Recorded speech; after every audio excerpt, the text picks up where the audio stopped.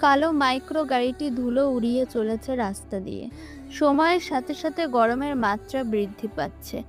মাথার উপর সূর্য খাড়াভাবে কিরণ দিচ্ছে। চারিদিকে ভ্যাপসা গরম। গাড়ির মধ্যে অস্বস্তিতে ছটফট করছেন মাধ্যমিক অধিদপ্তর নির্দেশক ম্যাজিস্ট্রেট সাইফুল চৌধুরী। অত্র এলাকায় বেশ কিছু মাধ্যমিক স্কুল পরিদর্শন করেন তিনি। প্রতিদিনের মতো আজকে তার পরিদর্শন ডেট শ্যামপুর মডেল মাধ্যমিক বিদ্যালয়ে। গাড়িটি এসে বিদ্যালয়ের থেকে কিছুটা দূরে থেমে যায়। সাইফুল চৌধুরীর প্রতিবার প্রতি স্কুলে হঠাৎ করে চলে আসে আগাম বার্তা ছাড়াই। এবারেও ভিন্ন নয়। তিনি স্বচক্ষে দেখতে চান প্রতিদিনের স্কুলের নিয়ম নীতি, এর জন্য খবর না দিয়ে চলে আসেন। কপালের অবশিষ্ট ঘাম মুছে বিদ্যালয়ে প্রাঙ্গণ উপস্থিত হন তিনি। হাত ঘড়িতে সময়টা দেখে নেন একবার। বেলা প্রায় 3টে বাজতে চলেছে। ক্লাস চলছে প্রত্যেক শ্রেণীর। ক্লাস ছাড়া সম্পূর্ণ বিদ্যালয়ে ফাঁকা। ক্লাসের দিকে এগিয়ে যায় সাইফুল চৌধুরী। প্রথমে 10ম শ্রেণীর দিকে এগিয়ে যান তিনি। দরজার কাছে যেতেই সাইফুল চৌধুরীর পায়ের উপর এসে হুমড়ি খেয়ে পড়ে একটি ছেলে। পেছনে ক্লাস শিক্ষক অগ্নি চোখে তাকিয়ে আছে ছেলেটির দিকে। মূলত শিক্ষক নিজেই ছেলেটিকে ছুঁড়ে ফেলে দিয়েছে। সাইফুল চৌধুরী ছেলেটিকে টেনে তোলে আলতো করে। ছেলেটি কেঁদে কেঁদে চোখ দুটো লাল করে ফেলেছে। শরীরের সঙ্গে ঘামে লেপ্টে আছে ময়লা শার্ট। চুলগুলো এলোমেলো অপরিষ্কার হয়ে আছে। শরীর ফর্সা হলে ময়লা জমে। দেখেই বোঝা যাচ্ছে দরিদ্র ঘরের সন্তান ছেলেটি। সাইফুল চৌধুরীর কাছে ছেলেটির মুখটা মায়া মায়া লাগছে। চেহারায় কেমন একটা মায়ার ছাপ। হাত দ্বারা ছেলেটির পোশাকে লেগে থাকা ধুলোবালি ঝেড়ে দাঁড় করান তিনি। কঠোর চোখে তাকান সামনে দাঁড়ানো প্রধান শিক্ষক সুমনের দিকে। সুমন ইতিমধ্যে ম্যাজিস্ট্রেট সাইফুল চৌধুরীকে দেখে ভয়ে চুপসে গেছেন। মাথা নিচু করে চোখ জোড়া মেঝের টাইলসে গেঁথে রেখেছে। সাইফুল চৌধুরী কড়া কণ্ঠে বলেন, আপনি বাচ্চাটাকে এভাবে ছুঁড়ে ফেললেন কেন? সুমন তুতলিয়ে বলে, আসলে স্যার, কি আসলে আসলে করছেন? পরিষ্কার বললেন, আপনি কেন এভাবে ধাক্কা দিলেন? ওই ছেলেটা খুব বেয়াদব স্যার, এই জন্যই আমি ওকে স্কুল থেকে বের করে দিয়েছিলাম। আমাদের আরেকটি স্কুলের বাচ্চাকে মেরেছে, এই জন্য ওকে শুরুতে আমি ভর্তি নিতে চাইছিলাম না। আমার খুব ভালো করে জানা আছে এসব ছেলেপেলে কেমন হয়। ছোট বাচ্চারা মারামারি করবে, এটাই তো স্বাভাবিক। এই জন্য আপনি স্কুল থেকে বের করে দেবেন? ওকে বের করে দেওয়ার অধিকার আপনি কোথা থেকে পেয়েছেন? আর কি বললেন, শুরুতেই ভর্তি নিতে চাননি কেন? আমাদের স্কুল জেলার মধ্যে প্রথম স্থানে। এখানে সবাই বড়লোক বাবার সন্তানরা পড়ে। এদের মতো ওই বস্তির ছেলেকে নিলে কেমন লাগে একটা, বুঝতেই তো পারছেন। সেটা আপনার চিন্তাধারা এতটা জঘন্য। স্কুলে আপনার পৈতৃক সম্পত্তি নয়, এটা সরকারি প্রতিষ্ঠান। এখানে সবার সমান সুযোগ। নেক্সট টাইম আমি এমন তথ্য দ্বিতীয়বার পেলে আপনার বিরুদ্ধে দাঁড়াতে বাধ্য হব। সাইফুল চৌধুরীর দেওয়া হুমকিতে চুপসে যায় সুমন। সরি স্যার, এমন আর কখনো হবে না। সাইফুল চৌধুরী বাচ্চাটিকে কপালে আলতো করে চুমু এঁকে দেয়। মাথার চুলগুলো হাত দিয়ে ঝাঁকিয়ে দেয়। ছেলেটি এক চিলতে হাসি উপহার দেয় সাইফুল চৌধুরীর দিকে। যা বাবা, তোমার জায়গায় বসো আর মন দিয়ে পড়াশোনা করো। হালকা মাথা ঝাঁকিয়ে সামনে চলে যায় ছেলেটি। ছুটির ঘন্টা বেজে ওঠে। সব ছেলেরা ছুটোছুটি করে বেরিয়ে আসে। সবাই দৌড়ে বের হলেও শান্ত ভঙ্গিতে স্কুল থেকে বের হয় রিদওয়ান। ধীরে ধীরে এগিয়ে চলে স্কুল গেটে যেতেই গোমরা মুখে হাসি ফুটে ওঠে তার। রিক্সা নিয়ে তার বাবা দাঁড়িয়ে আছে। রিক্সায় উঠে বসে রিদওয়ানের বাবা আজমল রিক্সা চালাতে শুরু করে। রিক্সা চলতে আরম্ভ করে কুমিল্লার বস্তির দিকে। কুমিল্লার ছোট্ট শহর শ্যামপুরে কিছুদিন আগে রিদওয়ান তার পরিবারের সাথে এসেছে। এর আগে গ্রামে ছিল তারা। গ্রামে রিদওয়ানের বেড়ে ওঠা, কিন্তু ঋণের দায়ে আজমলের পাওয়া সামান্য পৈতৃক ভিটাবাড়ি দখল করে নেন গ্রাম প্রধান। সে থাকার মতো আর জায়গা না পেয়ে চলে আসেন কুমিল্লায়। রিদওয়ান বাবা মায়ের একমাত্র সন্তান। তার মা সাহেরা বেগম মানুষের বাড়িতে বাড়িতে কাজ করেন। কোনো মতে তাদের সংসারটা চলছে এই উচ্চ দ্রব্য মূল্যের বাজারে। রিদওয়ানের ছোট থেকে পড়াশোনার প্রতি অধিক আগ্রহ। প্রতি বছরই ভালো রেজাল্ট করে সে। ছেলের এমন চাহিদা ও রেজাল্ট দেখে আজমল ছেলেকে পড়াশোনা করাতে চায়। তার যত কষ্টই হোক সে ছেলেকে উচ্চ শিক্ষিত করবেই। কুমিল্লায় এসে ভালো একটা স্কুলে ভর্তি করায় রেদওয়ানকে। তবে স্কুলের শিক্ষিকা প্রথমে ভর্তি নিতে চায় না। পরবর্তীতে অনেক জোরাজুরি করেও কাজ হয় না। শেষমেশ সাধ্যের মধ্যে কিছু ঘুষ দিয়ে ভর্তি করায় রেদওয়ানকে। রিক্সাটা গ্যারেজের মধ্যে রেখে ছেলেকে নিয়ে বস্তিতে ঢুকে আজমল। এক হাতে রেদওয়ানকে ধরে রেখেছে, অপর হাতে কিছু ব্যাগ। ব্যাগে 1 কেজি চাল, লবণ, 2টো বেগুন ও সামান্য কাঁচা মরিচ। বস্তির ছোটখাটো একটা ঘরেই থাকে তারা তিনজন। ঘরের মধ্যে ঘুন পোকা ধরা একটা খাট শুধু পড়ে রয়েছে, অপর পাশে জামা কাপড়গুলো বস্তায় রাখা। ঘরে ঢোকে আজমল ও রেদওয়ান। সাহেরা বাসা বাড়ি থেকে কাজ করে এসে বসে আছে। চলে এসেছি আমরা, খিদে পেয়েছে অনেক, কিছু খেতে দাও তাড়াতাড়ি। হাত মুখ ধুয়ে আসো, আমি খাবার বাড়ছি। কি রান্না করেছো মা? ডাল আর আলু ভর্তা। প্রতিদিন এক খাবার খেতে আমার ভালো লাগে না, খাবো না আমি। রাগ করিস না বাবা, আর কিছুদিন যাক, রিক্সা চালিয়ে আমি বড় একটা মাছ এনে দেব তোকে। তুমি মিথ্যা বলছো, এর আগেও বলেছো কতবার। কই, এখনো তো এনে দাওনি। কি শুরু করলি বেদওয়ান? তুই কি এখনো ছোট, বুঝিস না ঘরের অবস্থা? চুপচাপ হাত মুখ ধুয়ে এসে খেতে বস। মায়ের কথায় চুপ হয়ে যায় রেদওয়ান, মুখটা কাঁদো কাঁদো করে ফেলে। মা তো ঠিকই বলেছে, তারা তো বড় লোক নয় যে যখন যা ইচ্ছে তাই খাবে। প্রতিবারে যে দুমুঠো ভাত জুটছে এই তো মেলা। বাবার সাথে হাত মুখ ধুয়ে ঘরের মেঝেতে পাড়া পাটিতে বসে পড়ে রেদওয়ান। ভাতের থালা নিয়ে তৃপ্তি করে খেতে থাকে। সাহেরা ছেলের দিকে তাকিয়ে থাকে। মা, তুমি খাবে না? আমি পরে খাবো, তুই খা বাবা। রেদওয়ান ফের খেতে আরম্ভ করে। সাহেরা ছেলের দিকে তাকিয়ে দুঃখ প্রকাশ করে গোপনে। কতদিন হয়ে গেল ছেলেটার মুখে এক টুকরো মাছ বা মাংস তুলে দিতে পারে না। ছোট ছেলেটা তবুও বড়দের মতো কিভাবে মানিয়ে নিচ্ছে। সত্যি আল্লাহ পরিস্থিতি অনুযায়ী সবাইকে ধৈর্য দিয়ে দেয়। হঠাৎ ঘুম ভেঙে যায় রেদওয়ানের। নিজেকে আবিষ্কার করে ঘরের চৌকিতে। ঘরে মা বাবা কেউই নেই। বাইরে সন্ধ্যার আজান ভেসে আসছে। চমকে ওঠে রেদওয়ান। খাওয়া দাওয়া শেষে একটু চোখ লেগে আসায় ঘুমিয়ে পড়েছিল সে। আজমল রিক্সা চালাতে চলে গেছে। সাহেরাও বাসায় কাজে গেছে। কেউই তাকে ডেকে যায়নি। আজ তাহলে তার দোকানে যাওয়া হলো না। প্রতিদিন বিকেল থেকে সন্ধ্যা পর্যন্ত 1.5 ঘন্টা চায়ের দোকানে কাজ করে রেদওয়ান। এতে মাসে 300 টাকা পায়। অবশ্য আজমল সাহেরা কেউ এতে রাজি না, তবে রেদওয়ান জোর করে কাজ করে। সে চায় বাবা মাকে সাহায্য করতে। খুব বেশি না হলেও এই টাকা সামান্য কিছু তো কাজে লাগবে। শুধু বিকেলে না, সকালেও রেদওয়ান কাজ করে। প্রত্যেক বাড়িতে বাড়িতে গিয়ে পত্রিকা দেয়। এতে বেশি না হলেও সামান্য কিছু টাকা আসে হাতে। আজ যাওয়া হলো না বিদায় মন খারাপ হয় রেদওয়ানের। দোকানদার এমনিই অনেক খিটখিটে, আজ না যাওয়ায় আজকের টাকা ঠিক কেটে নেবে। মন খারাপ করে কিছুক্ষণ বসে থাকে রেদওয়ান। হাত মুখ ধুয়ে এসে বই নিয়ে বসে পড়ে। সামনের মাসের শেষের দিকে টেস্ট পরীক্ষা। যে করে হোক ভালো একটা রেজাল্ট আনতে হবে। বছরের শেষে ভর্তি হওয়ার দরুন লাস্ট রোল রেদওয়ানের। তবে রোল চেঞ্জ না হলেও মনে মনে প্রতিজ্ঞা করে রেদওয়ান যে করেই হোক তাকে টপ 10-এর মধ্যে আসতে হবে, যদিও রাস্তাটা জটিল। তবে মনোবল থাকলে সব সম্ভব। অনেকক্ষণ যাবৎ পড়ায় ব্যস্ত রেদওয়ান। রাত প্রায় 8টা বাজতে চলেছে। সাহেরা ঘরে ঢোকে। মাকে আসতে দেখে রেদওয়ানের মুখে হাসি ফুটে ওঠে। অনেকক্ষণ ধরে পড়ছে বিদায়, বই খাতা গুছিয়ে রেখে দেয়। নেমে জড়িয়ে ধরে মাকে। সাহেরা ছেলেকে জড়িয়ে ধরে কপালে চুমু খায়। রেদওয়ান, স্কুলে আজকে কি হয়েছিল বাবা? আমাকে কেন বললি না? মায়ের কথায় চুপ হয়ে যায় রেদওয়ান। সে তো তার বাবাকেও বলেনি, তাহলে মা কিভাবে জানলো? কি হলো, চুপ করে আছিস কেন? একে একে সব খুলে বলে রেদওয়ান। সাহেরা ছেলেকে জড়িয়ে ধরে। চোখ থেকে দুফোঁটা অশ্রু গড়িয়ে পড়ে। আমায় মাফ করে দিস বাবা, আমি তোকে একটা সুন্দর জীবন দিতে পারিনি। এসব কি বলছো মা? আমি তোমাদের নিয়ে খুশি আছি। মা ছেলে দুজন চৌকিতে বসে কথা বলতে থাকে। অপেক্ষা করে আজমলের জন্য। কিছুক্ষণ পর আজমল আলী ফিরে আসে। তিনজন মিলে একসাথে রাতের খাবার খায়। খাওয়া শেষে ঘুমানোর প্রস্তুতি নেয়। প্রতিদিনের মতো আজকেও খবরের কাগজ নিয়ে বেরিয়ে পড়ে রেদওয়ান। শুধু বাড়ি বাড়ি পৌঁছে দেওয়াই তার কাজ না, কাজের ফাঁকে ফাঁকে সবগুলো একবার পড়েও নেয়। দেশের সকল প্রকার খবর পড়তে তার ভালো লাগে। একে একে সবগুলো খবরের কাগজ বিলি করে রেদওয়ান। মহল্লার প্রত্যেক বাড়িতে খবরের কাগজ দিতে হয়। এতে বেশ কিছু টাকা লাভ হয়। প্রতিদিন টাকাগুলো বাবার হাতে তুলে দেয় রেদওয়ান। রেদওয়ান ভাবে বেলা 8টা বাজে, স্কুল এখনো 2 ঘন্টা পর। এই ফাঁকে একবার চায়ের দোকানে থেকে ঘুরে আসা যাক। কাল সন্ধ্যায় এমনিই যাওয়া হয়নি। দোকানের দিকে পা বাড়ায় সে। ধীরে ধীরে এগিয়ে চলে রাস্তা ধরে। মতিন মিয়ার চায়ের দোকানটা মোড়ের ঠিক বাম পাশে। বেশ বড়ও না, আবার বেশ ছোটও না। মাঝারি সাইজের দোকান হলেও ক্রেতা অনেক। দোকানে ভিড় লেগে থাকে। দিনের বেলায় মতিন মিয়া একা সামলাতে পারলেও বিকেল থেকে লোকজনের আনাগোনা প্রচুর বাড়তে থাকে। মতিন একা হাতে সবকিছু সামলাতে পারে না। সেই জন্য বিকেল থেকে রেদওয়ানকে দোকানে রেখেছে বলতে রেদওয়ান নিজেই এসে আকুতি মিনতি করছিল দোকানে কাজ করার জন্য। রেদওয়ান ধীর পায়ে এগিয়ে আসে দোকানের কাছে। মতিন নিজের মতো চা তৈরি করছে। আজ সকাল সকালে দোকানে বেশ ভিড় জমেছে।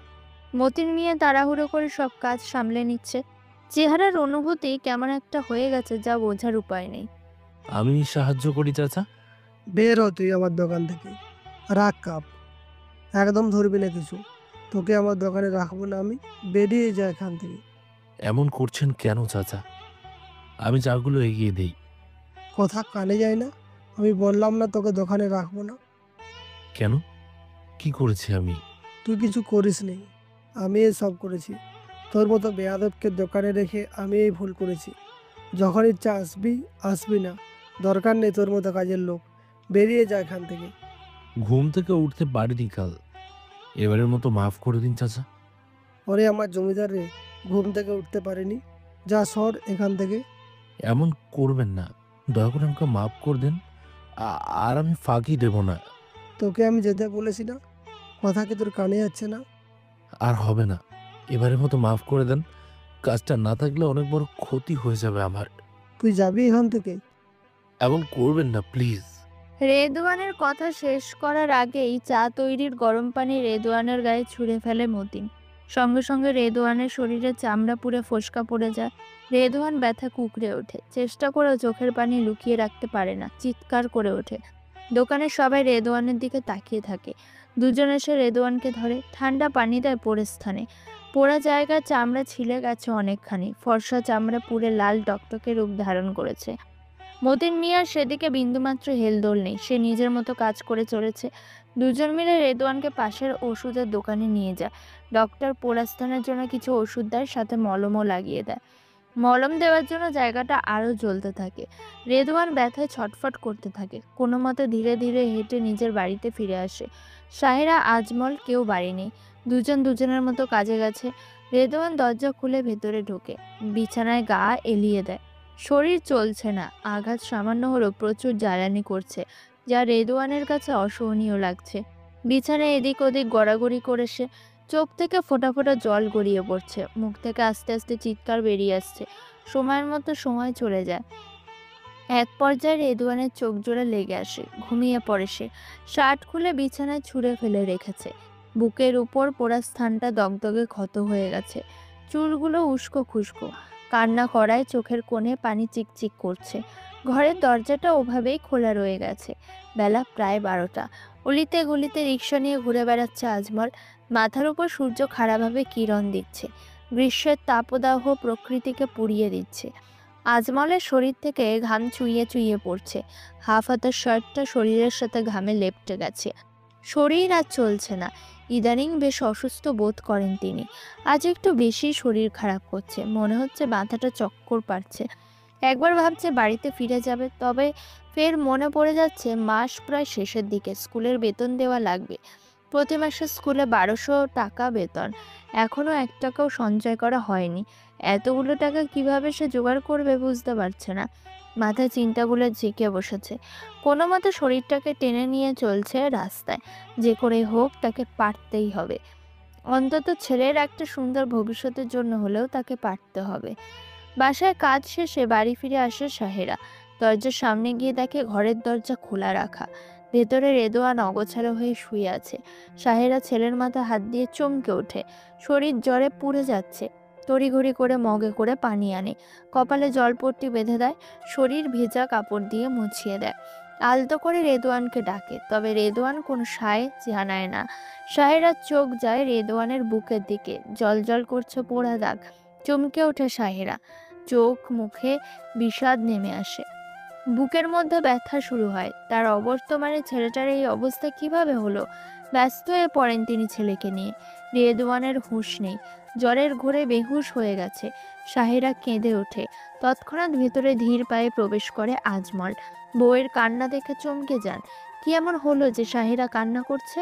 তার চোখ যায় রেদওয়ানের দিকে, দ্রুত পায়ে এগিয়ে যায় সেদিকে, আলতো করে রেদওয়ানের মুখে থাপ্পড় দেয়। শরীর ঝাঁকিয়ে তোলে, তবে রেদওয়ানের হুঁশ ফিরে না। আজমল আলীও ছেলের এরূপ অবস্থায় অস্থির হয়ে পড়ে।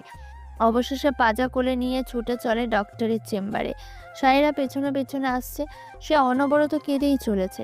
বস্তির সকলে ঘর থেকে উঁকি দিয়ে দিয়ে দেখছে। কারোর সাথেই এদের ভালো সম্পর্ক নয়, নতুন হওয়ায় তেমন চেনা জানা না। দেখার পর কেউ কেউ আফসোস করছে আর কেউ নাক সিটকাচ্ছে। তাদের মতে এগুলো ড্রামা ছাড়া কিছুই নয়। কাছাকাছি দোকানে প্রাথমিক চিকিৎসা করা হয় রেদওয়ানের। ডক্টর জানায় প্রচণ্ড জ্বরের কারণেই হুঁশ হারিয়েছে। জ্বর কমবে বলে মনে হচ্ছে না, আপনারা হাসপাতালে ভর্তি করুন। আজমল ও শাহেরা রেদওয়ানকে নিয়ে হাসপাতালের উদ্দেশ্যে রওনা দেয়। প্রাথমিক চিকিৎসায় আপাতত রেদওয়ানের হুঁশ ফিরেছে। সে চুপচাপ বাবা মায়ের কাণ্ড দেখছে। বারণ করতে চাইলেও পারছে না, জ্বরের জন্য কথা আসছে না। তিনজন মিলে একটা রিকশায় উঠে পড়ে।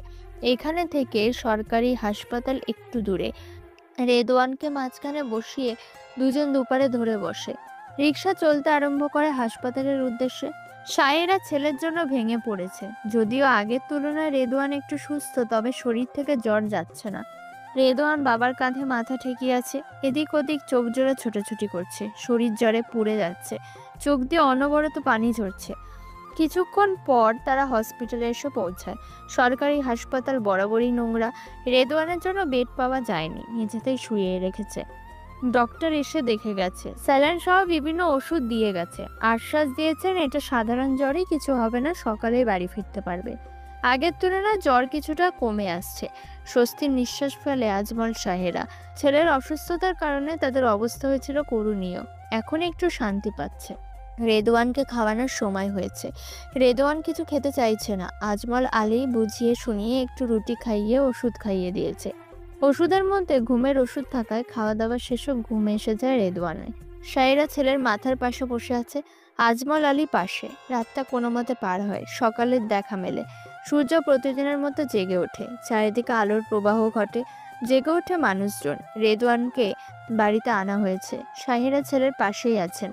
ঘরে রান্না করার মতো কিছু নেই, খাবারও নেই। খাবার জোগাড় করতে আজমল আলী রিক্সা নিয়ে বের হয়েছে। যদিও তার মন টানছিল না কোথাও যেতে, শরীরটা প্রচুর দুর্বল লাগছিল। তবুও ঘরের অবস্থাও অসুস্থ সন্তানের মুখের দিকে তাকিয়ে গেছে। রেদওয়ান এখন প্রায় সুস্থ, জ্বর কমে গেছে, শুধু একটু দুর্বলতা ভাব আছে। শাহেরার কাজ থাকলেও যায়নি। ছেলেকে এই অবস্থায় রেখে কোথাও যাবে না। আজমল আলী রিক্সা নিয়ে মোড়ের উপর দাঁড়িয়ে আছে। আসার পর থেকে দুটো ভাড়া পেয়েছে। বাজারে ঘোরাফেরা করে যাত্রী খুঁজছে। দুজন এগিয়ে আসে রিক্সার দিকে। ভাড়া মিটিয়ে উড়ে পড়ে। আজমল আলী গামছা দিয়ে কপালের ঘাম মুছে রিক্সা চালাতে শুরু করে। শরীর অনবরত ঘামছে আজমলের।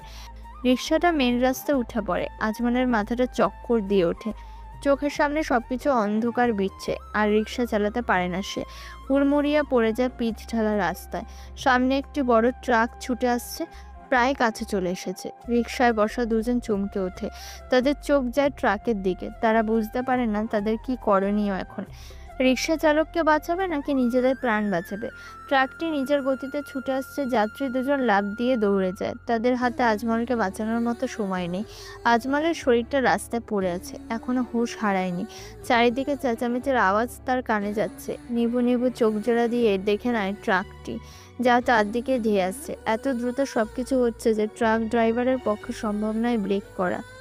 আজমল মৃত্যুর প্রস্তুতি নেয়। সে জানে আজকে এই মুহূর্তে তার জীবনের শেষ মুহূর্ত। শেষবারের মতো চোখে ভেসে ওঠে বাড়িতে পড়ে থাকা অসুস্থ ছেলের কথা। ছোট থেকে ছেলেকে বড় করে তোলার স্মৃতিগুলো মাথায় জেঁকে বসেছে আজমলের। স্ত্রীর সঙ্গে কাটানো মুহূর্তগুলো ভেসে উঠছে চোখের দুই পাতায়। কত কষ্ট করে সংগ্রাম করে দুজন সংসার চালাচ্ছে। আজ থেকে সে এভাবে তাদের ফেলে চলে যাবে আজমল নিজেও জানতো না। মৃত্যুর পূর্বেও আফসোস থেকে গেল তার। যাওয়ার আগে অসুস্থ ছেলের মুখটা দেখে যেতে পারল না। অনাহার স্ত্রী সন্তানের মুখে এক টুকরো খাবার তুলে দিতে পারল না। তারা হয়তো অপেক্ষা করছে আজমলের জন্য।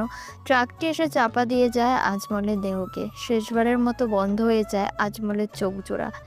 দুফোঁটা অশ্রু গড়িয়ে পড়ে চোখ থেকে। এই দুফোঁটা অশ্রুতে ছিল শত শত স্মৃতি। এই দুফোঁটা পানিতেই ছিল তার সংগ্রাম, তার বেঁচে থাকার যুদ্ধ। পরিবারকে শত কষ্টের মাঝেও হাসি খুশি রাখার কল্পনা। ছেলেকে বড় করে তোলার এক গুচ্ছ স্বপ্ন। স্ত্রীকে এক ঈদে নতুন শাড়ি কিনে দেওয়ার গল্প। আজমল কত স্বপ্ন দেখেছিল একদিন তার সব হবে। সেও বাকিদের মতো ভালোভাবে চলাফেরা করবে। স্ত্রীকে আর কাজ করতে দেবে না। ছেলেকে উচ্চশিক্ষিত করে তুলবে। বউকে নতুন একটি শাড়ি তুলে দিয়ে বলবে, নাও, তোমার জন্য একটা শাড়ি এনেছি, এটা পরিয়ে আসো, দেখি তোমায় কেমন লাগে। তার সব স্বপ্নই আজ ব্যস্ত রাস্তায় হারিয়ে গেল সে নিজেও। আর কখনো চাইলেও ফিরতে পারবে না, চাইলেও রেদওয়ান বলে ডাকতে পারবে না আলতো করে রেদওয়ানের কপালে চুমু এঁকে দিতে। আজ থেকে আর কেউ রেদওয়ানকে স্কুল থেকে আনতে যাবে না। আচ্ছা, রেদওয়ান কি বুঝতে পারলো তার বাবা আর নেই, নাকি এখনো অপেক্ষা করছে তার বাবা তার জন্য খাবার নিয়ে আসছে?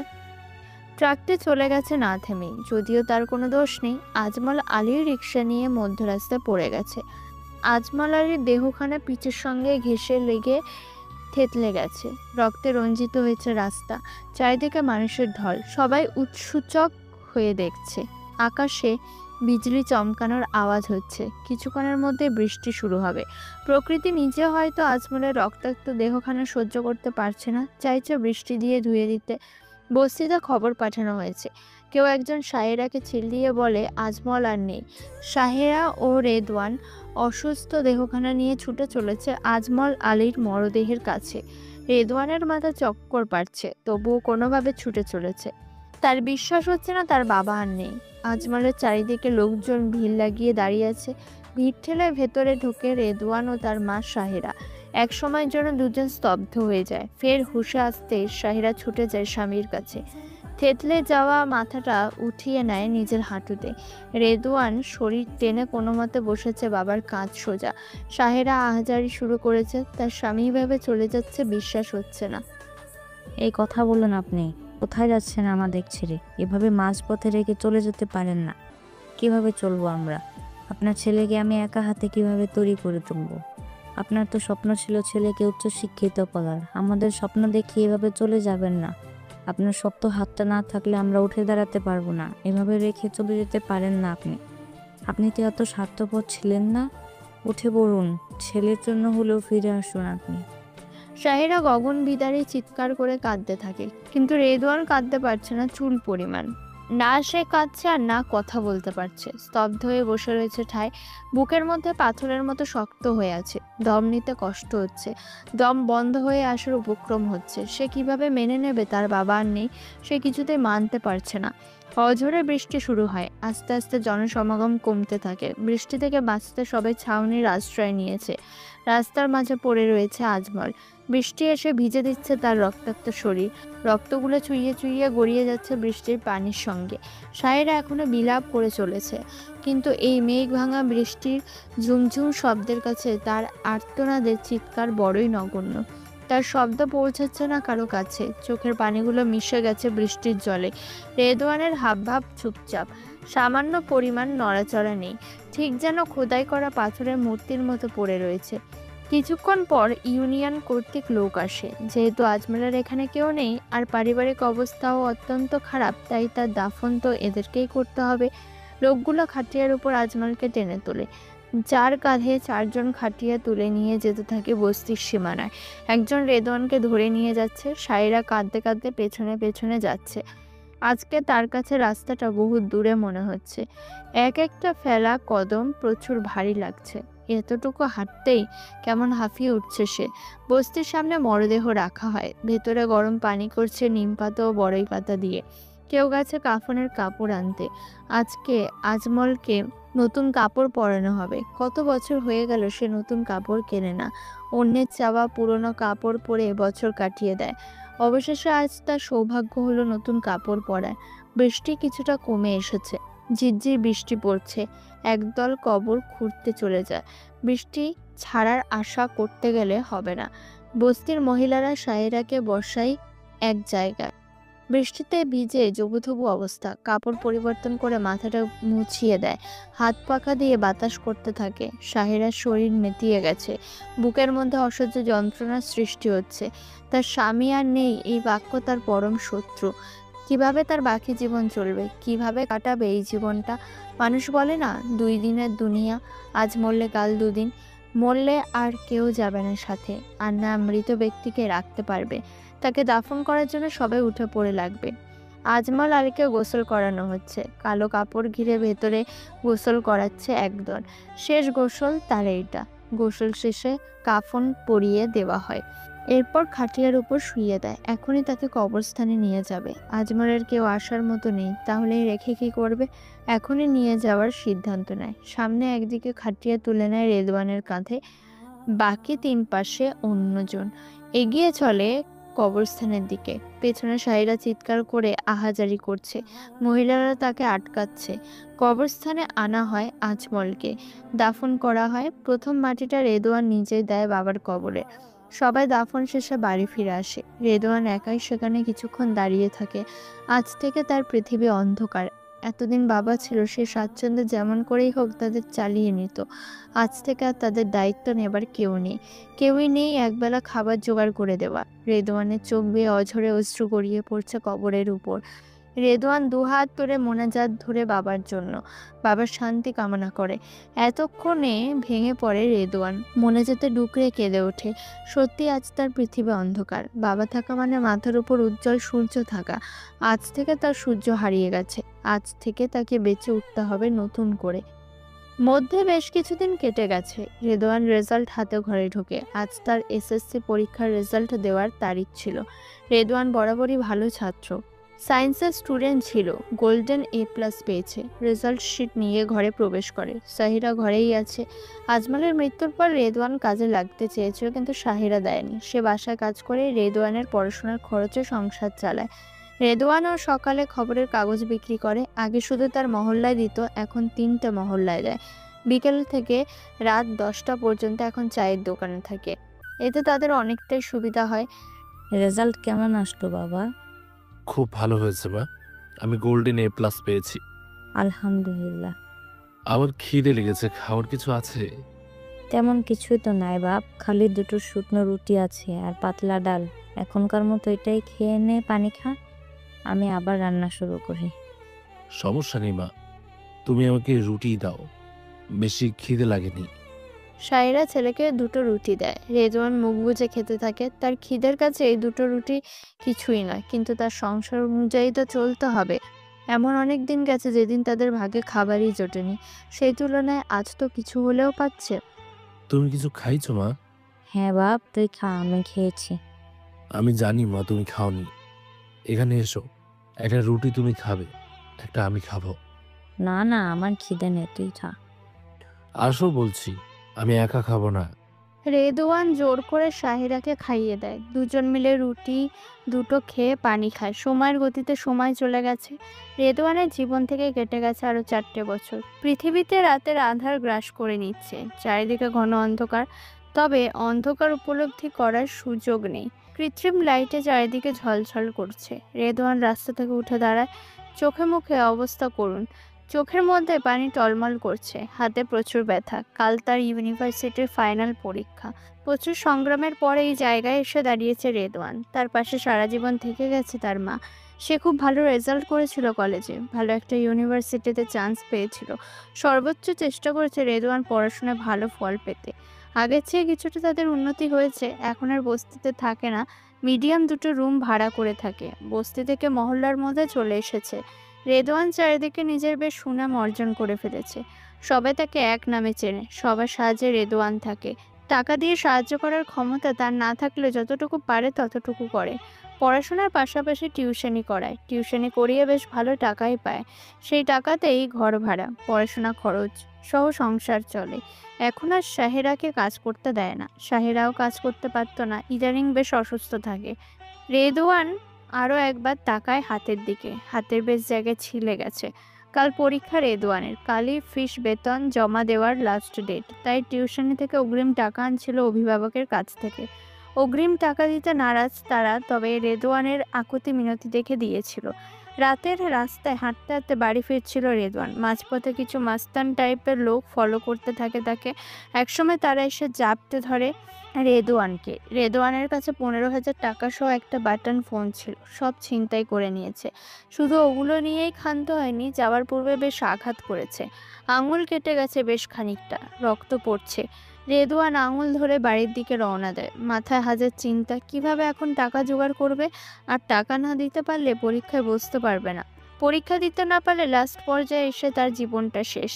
ভাবতে ভাবতে বাড়ি চলে আসে রেদওয়ান। ঘরে প্রবেশ করে চুপচাপ। সাহিরা ছেলের কাটা হাত দেখে চমকে ওঠে। এ কি, তোর হাত কাটলো কিভাবে? সব খুলে বলে রেদওয়ান। এদিকে আয়, ওষুধ লাগিয়ে দিই, কতখানি কেটে গেছে। এবার আমি টাকা কিভাবে গোছাবো মা? একটা কাজ কর, তুই আমাকে একটা সোনার চেন বানিয়ে দিয়েছিলি না, ওটা বিক্রি করে দে। এসব কি বলছো মা? কত কষ্ট করে এই চেনটা আমি তোমাকে দিয়েছি, ওইটা আবার আমি নিতে পারবো না। কেন পারলি না? তুই পরে আবার আমাকে বানিয়ে দিস। না, এ হয় না মা, আমি তোমাকে দিয়ে আবার নিতে পারবো না। বললাম তো, আবার চাকরি পেলে আমাকে বানিয়ে দিস। অনেক বুঝিয়ে শুনিয়ে রেদওয়ানকে রাজি করে সাহেরা। চেন খুলে ছেলের হাতে দেয়। রেদওয়ান চেন নিয়ে স্বর্ণের দোকানে যায়, চেনটা বেচে 16,000 টাকা পায়। টাকা নিয়ে বাড়ি ফিরে আসে। বাড়িতে এসে দুজন মিলে রাতের খাবার শেষ করে ঘুমাতে যায়। ভোরের আলো ফুটে ওঠে, সূর্য উঠে গেছে। জানালা দিয়ে এক ফালি রোদ এসে পড়ে রেদওয়ানের মুখে। রোদের চিকিৎসা ঘুম ভেঙে যায়, উঠে বসে। জানালার পাশে পাখি কিচিরমিচির করছে, শব্দ আসছে প্রচুর।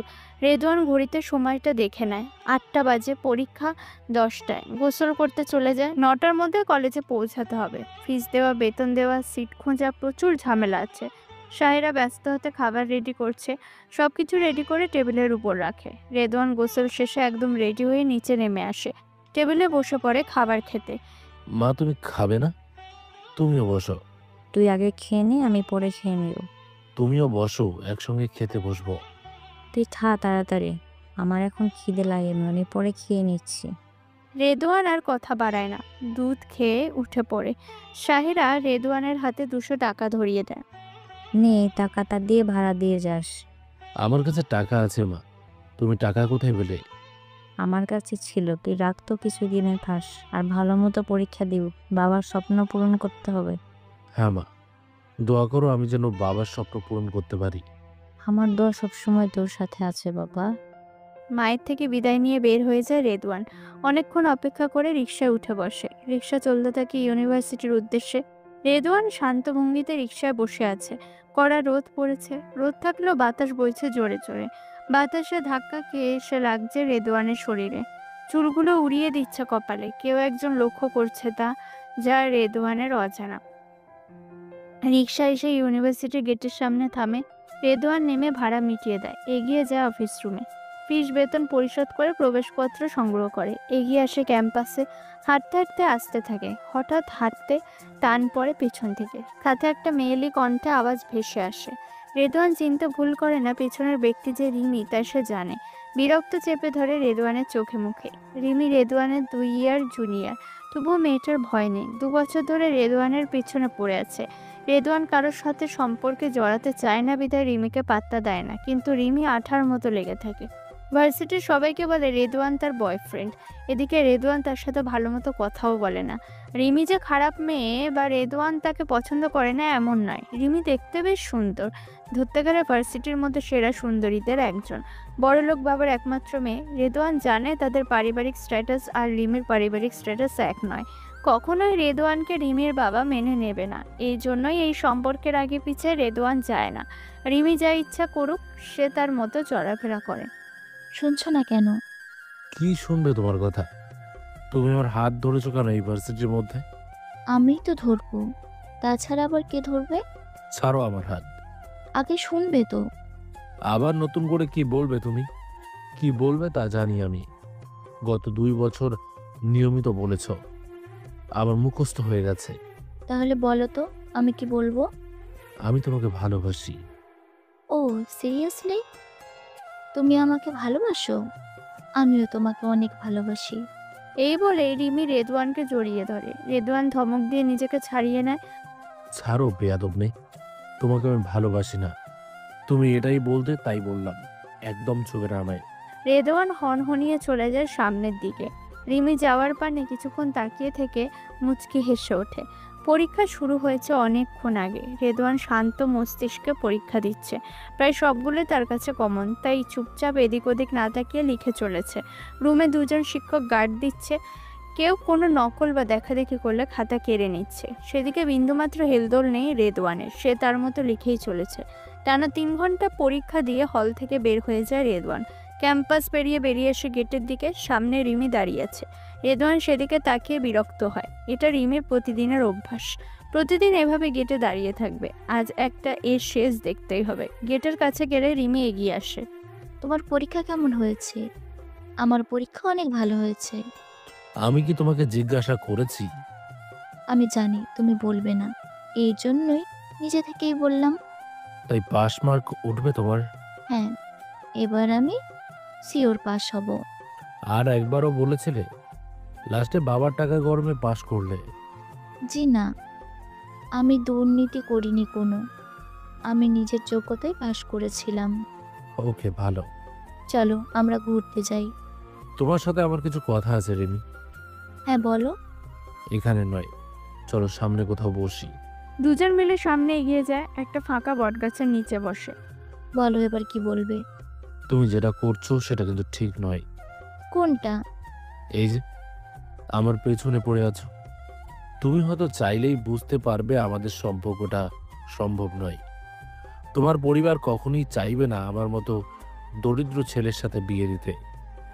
আমিও চাই না তুমি এভাবে আমাকে ডিস্টার্ব করো। আমি কি তোমাকে ডিস্টার্ব করি? তোমার কাছে না হলেও আমার কাছে এগুলো ডিস্টার্বই। আমি তোমার যোগ্য নই, প্লিজ আমার পিছু ছেড়ে দাও। আর বিশেষ করে আমি তোমাকে পছন্দ করি না, চলে যাও তুমি এখান থেকে। চুপ হয়ে যায় রিমি। রেদওয়ান তাকে বিরক্ত চোখে দেখে, তাকে পছন্দই করে না, এগুলো মানতে পারছে না। চোখে পানি চলে আসে, চোখ মুছে এলোমেলো পায়ে চলে যায় রিমি। রেদওয়ান রিমির যাওয়ার পানে দেখছে, এতে তার কিছুটা খারাপ লাগছে, তবে এছাড়া আর উপায় ছিল না কিছু। শান্ত ভঙ্গিতে রেদওয়ান বাড়ির দিকে রওনা দেয়। রাত 9টা, অন্ধকার ঘনিয়ে গেছে, আকাশে তারার মেলা, চাঁদটা জল করছে, বইছে হিমেল হাওয়া চারিদিকে। ছাদের উপর একা দাঁড়িয়ে আছে রিমি, চোখ দুটো চাঁদের দিকে, চোখ থেকে অনবরত পানি ঝরছে। চোখ দুটো অস্বাভাবিক লাল ও ফুলে গেছে, মূলত সারাদিন কান্না করে এই অবস্থা। মেয়ের কাছে এগিয়ে আসেন নাজমুল হক। কি হয়েছে মা তোর? শুনলাম ভার্সিটি থেকে এসে কিছু খাসনি, কান্না করছিস কেন? কিছু না। মেয়ের দিকে এগিয়ে যান নাজমুল, মাথায় হাত বুলিয়ে মাথাটা বুকের সঙ্গে নেন। তার একমাত্র মেয়ে রিমি, ছোটবেলায় মা হারিয়েছে। নাজমুল নিজে মায়ের আদর দিয়ে বড় করেছে, কখনো কোনো আবদার কমতি রাখেনি, বড় আদুরে তার মেয়ে। কি হয়েছে আমাকে খুলে বল, চুপ করে থাকলে বুঝবো কিভাবে? রিমি বাবাকে জড়িয়ে ধরে কেঁদে ওঠে, খুলে বলে একে একে সবকিছু। বাবা, আমি ওকে ছাড়া বাঁচবো না, আমার কাছে ওকে এনে দাও।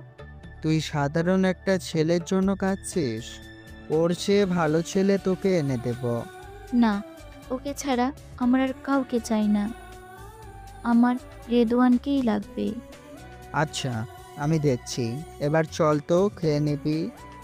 রিমি বাবার সাথে নিচে চলে যায়। নাজমুল রহস্যময় হাসি আসে, সে মানতে পারছে না তার মেয়ে একটা রাস্তার ছেলেকে ভালোবেসেছে। এই ছেলেকে কিছুতেই মেনে নেওয়া যাবে না, আগে থেকে সব খেলা শেষ করে ফেলতে হবে। পৃথিবীতে নতুন সকালের আবির্ভাব ঘটে। রিকশায় উঠে বসেছে রেদওয়ান। আজ সে নীল রঙের শার্ট পরেছে, সাধারণ সাজসজ্জ বিহীন, পায়ে একটা সাধারণ চামড়ার জুতো। সাধারণ সাজসজ্জেই তাকে দেখতে বেশ সুন্দর লাগছে।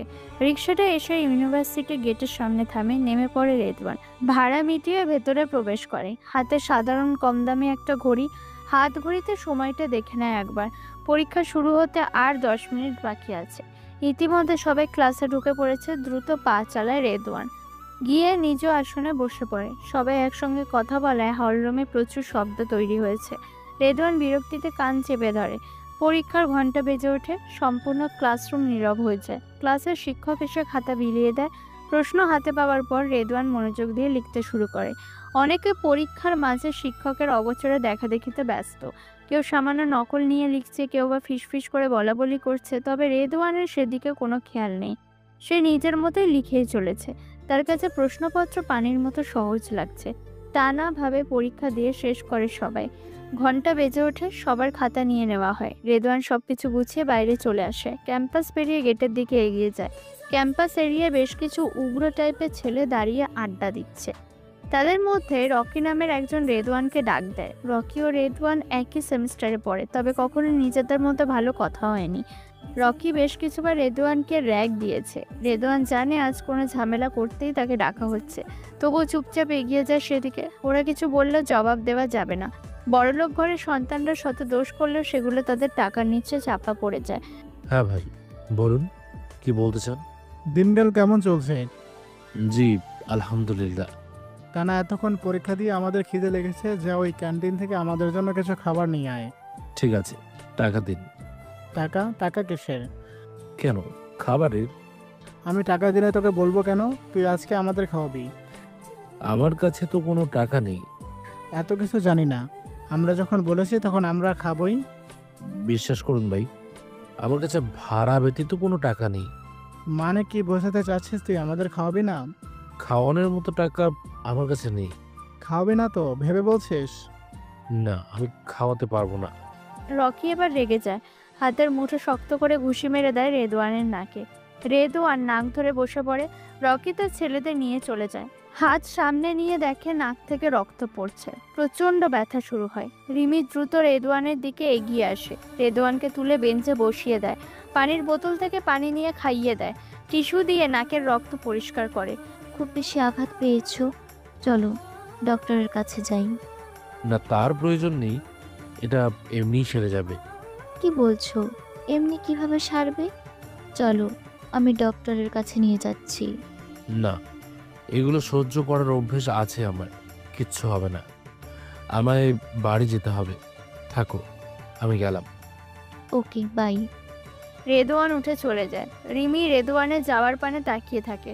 দূর থেকে সবকিছু পর্যবেক্ষণ করে রিমির বাবা নাজমুল হক। রিমিকে নিতে এসেছিল, কিন্তু এসেই দেখলো তার মেয়ে একটা রাস্তার ছেলের জন্য কতটা উতলা হয়ে গেছে। রাগে চোখ মুখ শক্ত হয়ে যায় তার। ভারী নিঃশ্বাস ফেলে রিমিকে নিয়ে চলে যায় বাড়ির উদ্দেশ্যে। নাজমুল হক ছাদে কার্নিশ ঘেঁষে দাঁড়িয়ে আছে, কারোর সাথে ফোনে কথা বলছে। তুমি কি পারবে কাজটা করে দিতে? আরে সাহেব, চিন্তা করবেন না, এইসব আমার কাছে কোনো ব্যাপার না। এই হাত দিয়ে কত শত খুন করেছি। খুনের মধ্যে জড়াতে হবে না, তুমি শুধু ছেলেটাকে মেরে ভয় দেখাবে, হাত পা মুচকে দেবে, যেন ভয়ে আর আমার মেয়ের দিকে নজর না দেয়। ঠিক আছে, আপনার কাছে হয়ে যাবে। ওকে, দেখো অর্ধেক টাকা পাঠিয়ে দিয়েছি, বাকি অর্ধেক কাজ শেষে। আর একটা কথা, আমি যে তোমাদের ভাড়া করেছি এই খবর যেন কাকপক্ষীও না জানে। ঠিক আছে, চিন্তা বাদে থাকুন। কল কেটে দেয় নাজমুল। একটু দম নিয়ে শান্তির শ্বাস ফেলে। সে ভাড়াটে গুন্ডা দিয়ে রেদওয়ানকে শিক্ষা দেওয়াতে চাইছে, নাহলে এই ছেলে তার মেয়ের মাথা নষ্ট করে ফেলবে। নিজে এত কোটিপতি হয়ে এরকম ভবঘুরে দরিদ্র ছেলের সাথে মেয়ের বিয়ে দেওয়ার মানেই হয় না। সিঁড়ি বেয়ে নিচের দিকে নামতে থাকে। রাত হয়ে গেছে, রাতের খাবার খাওয়ার প্রয়োজন। চারিদিকে ভ্যাপসা গরম পড়ছে। গাছের পাতা সামান্যতম নড়াচড়া করছে না। সূর্য কড়ায় রোদ ফেলছে। শহর পুড়ে তেপে উঠেছে। পিচ রাস্তায় গরমের ভাপ উঠছে। হার্ডবোর্ড সঙ্গে করে রাস্তা দিয়ে হেঁটে বাড়ির উদ্দেশ্যে যাচ্ছে রেদওয়ান। আজ তার কাছে অবশিষ্ট কোনো টাকা নেই ভাড়া দেওয়ার মতো। গরমে শরীরের সাথে সাদা শার্টটা ভিজে লেপ্টে আছে। কপাল বেয়ে ঘাম পড়ছে অনবরত। রেদওয়ান বাম হাত দিয়ে কপালের ঘামগুলো মুছে ফের পা চালিয়ে চলেছে। প্রায় 20 মিনিট মতো রাস্তা এখনো বাকি। চলতে চলতে থেমে যায় রেদওয়ান। ঠিক সামনেই একটা মাইক্রো গাড়ি গাছের সঙ্গে গিয়ে ধাক্কা খায়। সামনের কাঁচ ভেঙে গুঁড়ো গুঁড়ো হয়ে গেছে। মুহূর্তে লোকজন ভিড় জমায় সেখানে। রেদওয়ান দৌড়ে সেখানে যায়, ভিড় ঠেলিয়ে ভেতরে ঢুকে। গাড়ির মধ্যে দুজনকে দেখা যায়, একজন ড্রাইভার, অপরজন মধ্যবয়স্ক। দুজনেরই হুঁশ আছে। মাথাটা এদিকে ওদিকে করছে যন্ত্রণার কারণে। মাথা থেকে রক্ত চুইয়ে চুইয়ে পড়ছে। রক্তের শার্ট ভিজে গেছে। রেদওয়ান একাই গাড়ির দিকে এগিয়ে যায়। গাড়ির পাশের কাঁচও ভেঙে গেছে। পাশ দিয়ে হাত ঢুকিয়ে গাড়ির লক খোলে। রেদওয়ানকে দেখে আরো কিছুজন এগিয়ে আসে। রেদওয়ান মধ্যবয়স্ক লোকটিকে গাড়ি থেকে বের করে। লোকটি কোনো কথা বলতে পারছে না। রেদওয়ান পাজা কোলে তুলে নেয়। রিকশায় উঠিয়ে বসে পড়ে নিজেও। রিকশা চালক দ্রুত হসপিটালের দিকে এগিয়ে যায়। পেছনের রিকশার ড্রাইভারকে আনা হচ্ছে। বেশ কিছুক্ষণ পরে হসপিটালে এসে নামে তারা। রেদওয়ান লোকটিকে নিয়ে ভেতরে যায়। দ্রুত এমার্জেন্সি কেবিনে শিফট করে। ডক্টর কিছুক্ষণ পর কিছু প্রেসক্রিপশন হাতে নিয়ে বের হয়, সাথে রুগীর কিছু জিনিস। রেদওয়ান সেখানে রুগীর ফোন খুঁজে পায়, কল লাগায় উপরের নাম্বারে। কল রিসিভ হলে সব খুলে বলে। উপরের নাম্বারটি তার ছেলের ছিল। লাস্ট কথাটা ছেলের সঙ্গেই বলেছিল। 23-24 বছরের একজন কিছুক্ষণ পর এগিয়ে আসে। মূলত সেই রুগীর ছেলে। ছেলেটি ওষুধ আনে, সহজ যাবতীয় কার্যকলাপ সম্পূর্ণ করে। রেদওয়ান পাশে থাকা বেঞ্চে বসে পড়ে। এখন আর তার কাজ নেই। রেদওয়ান একবার নিজের দিকে তাকায়। তার সাদা শার্ট রক্তে লাল বর্ণ ধারণ করেছে। প্যান্টেও বেশ রক্ত লেগেছে। রেদওয়ানের মন খারাপ হয়, এছাড়া আর তেমন ভালো পোশাক নেই। এবার ভার্সিটি গেলে পুরনো পোশাক পরেই যেতে হবে। যাই হোক, একজন মানুষকে তো বাঁচাতে পেরেছে। আরও 2 ঘন্টা মতো বসে থাকে রেদওয়ান। রুগীর হুঁশ ফিরেছে। বাড়ি থেকে আর কিছুজন এসেছে। রেদওয়ান একবার দেখা করেই চলে যাবে ভাবছে। তখনই রুগীর ছেলে রেদওয়ানের দিকে এগিয়ে আসে। ভাই, আপনাকে আমার আব্বু দেখতে যাচ্ছে, আপনার সঙ্গে কথা বলবে। রেদওয়ান ছেলেটার সঙ্গে রুগীর কেবিনে যায়। এদিকে এসো বাবা, রেদওয়ান আরও একটু এগিয়ে যায়। এখানে বসো। তোমার নাম কি? রেদওয়ান ইসলাম। কি করো তুমি? এখানে কোথায় থাকো? আমি ভার্সিটির লাস্ট সেমিস্টারের ছাত্র, সামনের মহল্লা থাকি। তোমার পরিবারে কে কে আছে? আমি, আমার আম্মু। তোমার আব্বু? আমার আব্বু বেঁচে নেই, মারা গেছেন। ও সরি, তোমাকে কষ্ট দিয়ে ফেললাম। না, সমস্যা নেই। তুমি কাল আমার সাথে দেখা করবে, তোমার সাথে আমার দরকার আছে। রুগীর ছেলে একটা কার্ড এগিয়ে দিয়ে সেই লোকেশনে যেতে বলে। রেদওয়ান মাথা নাড়িয়ে হ্যাঁ জানায়। চলে যায় বাড়ির উদ্দেশ্যে। রাত বাড়ছে। রেদওয়ান হেঁটে হেঁটে বাড়িতে আসে। দরজা নক করলে সাহেরা দরজা খুলে দেয়। এত দেরি কেন আসতে? তোর গায়ে এত রক্ত কেন লেগে আছে?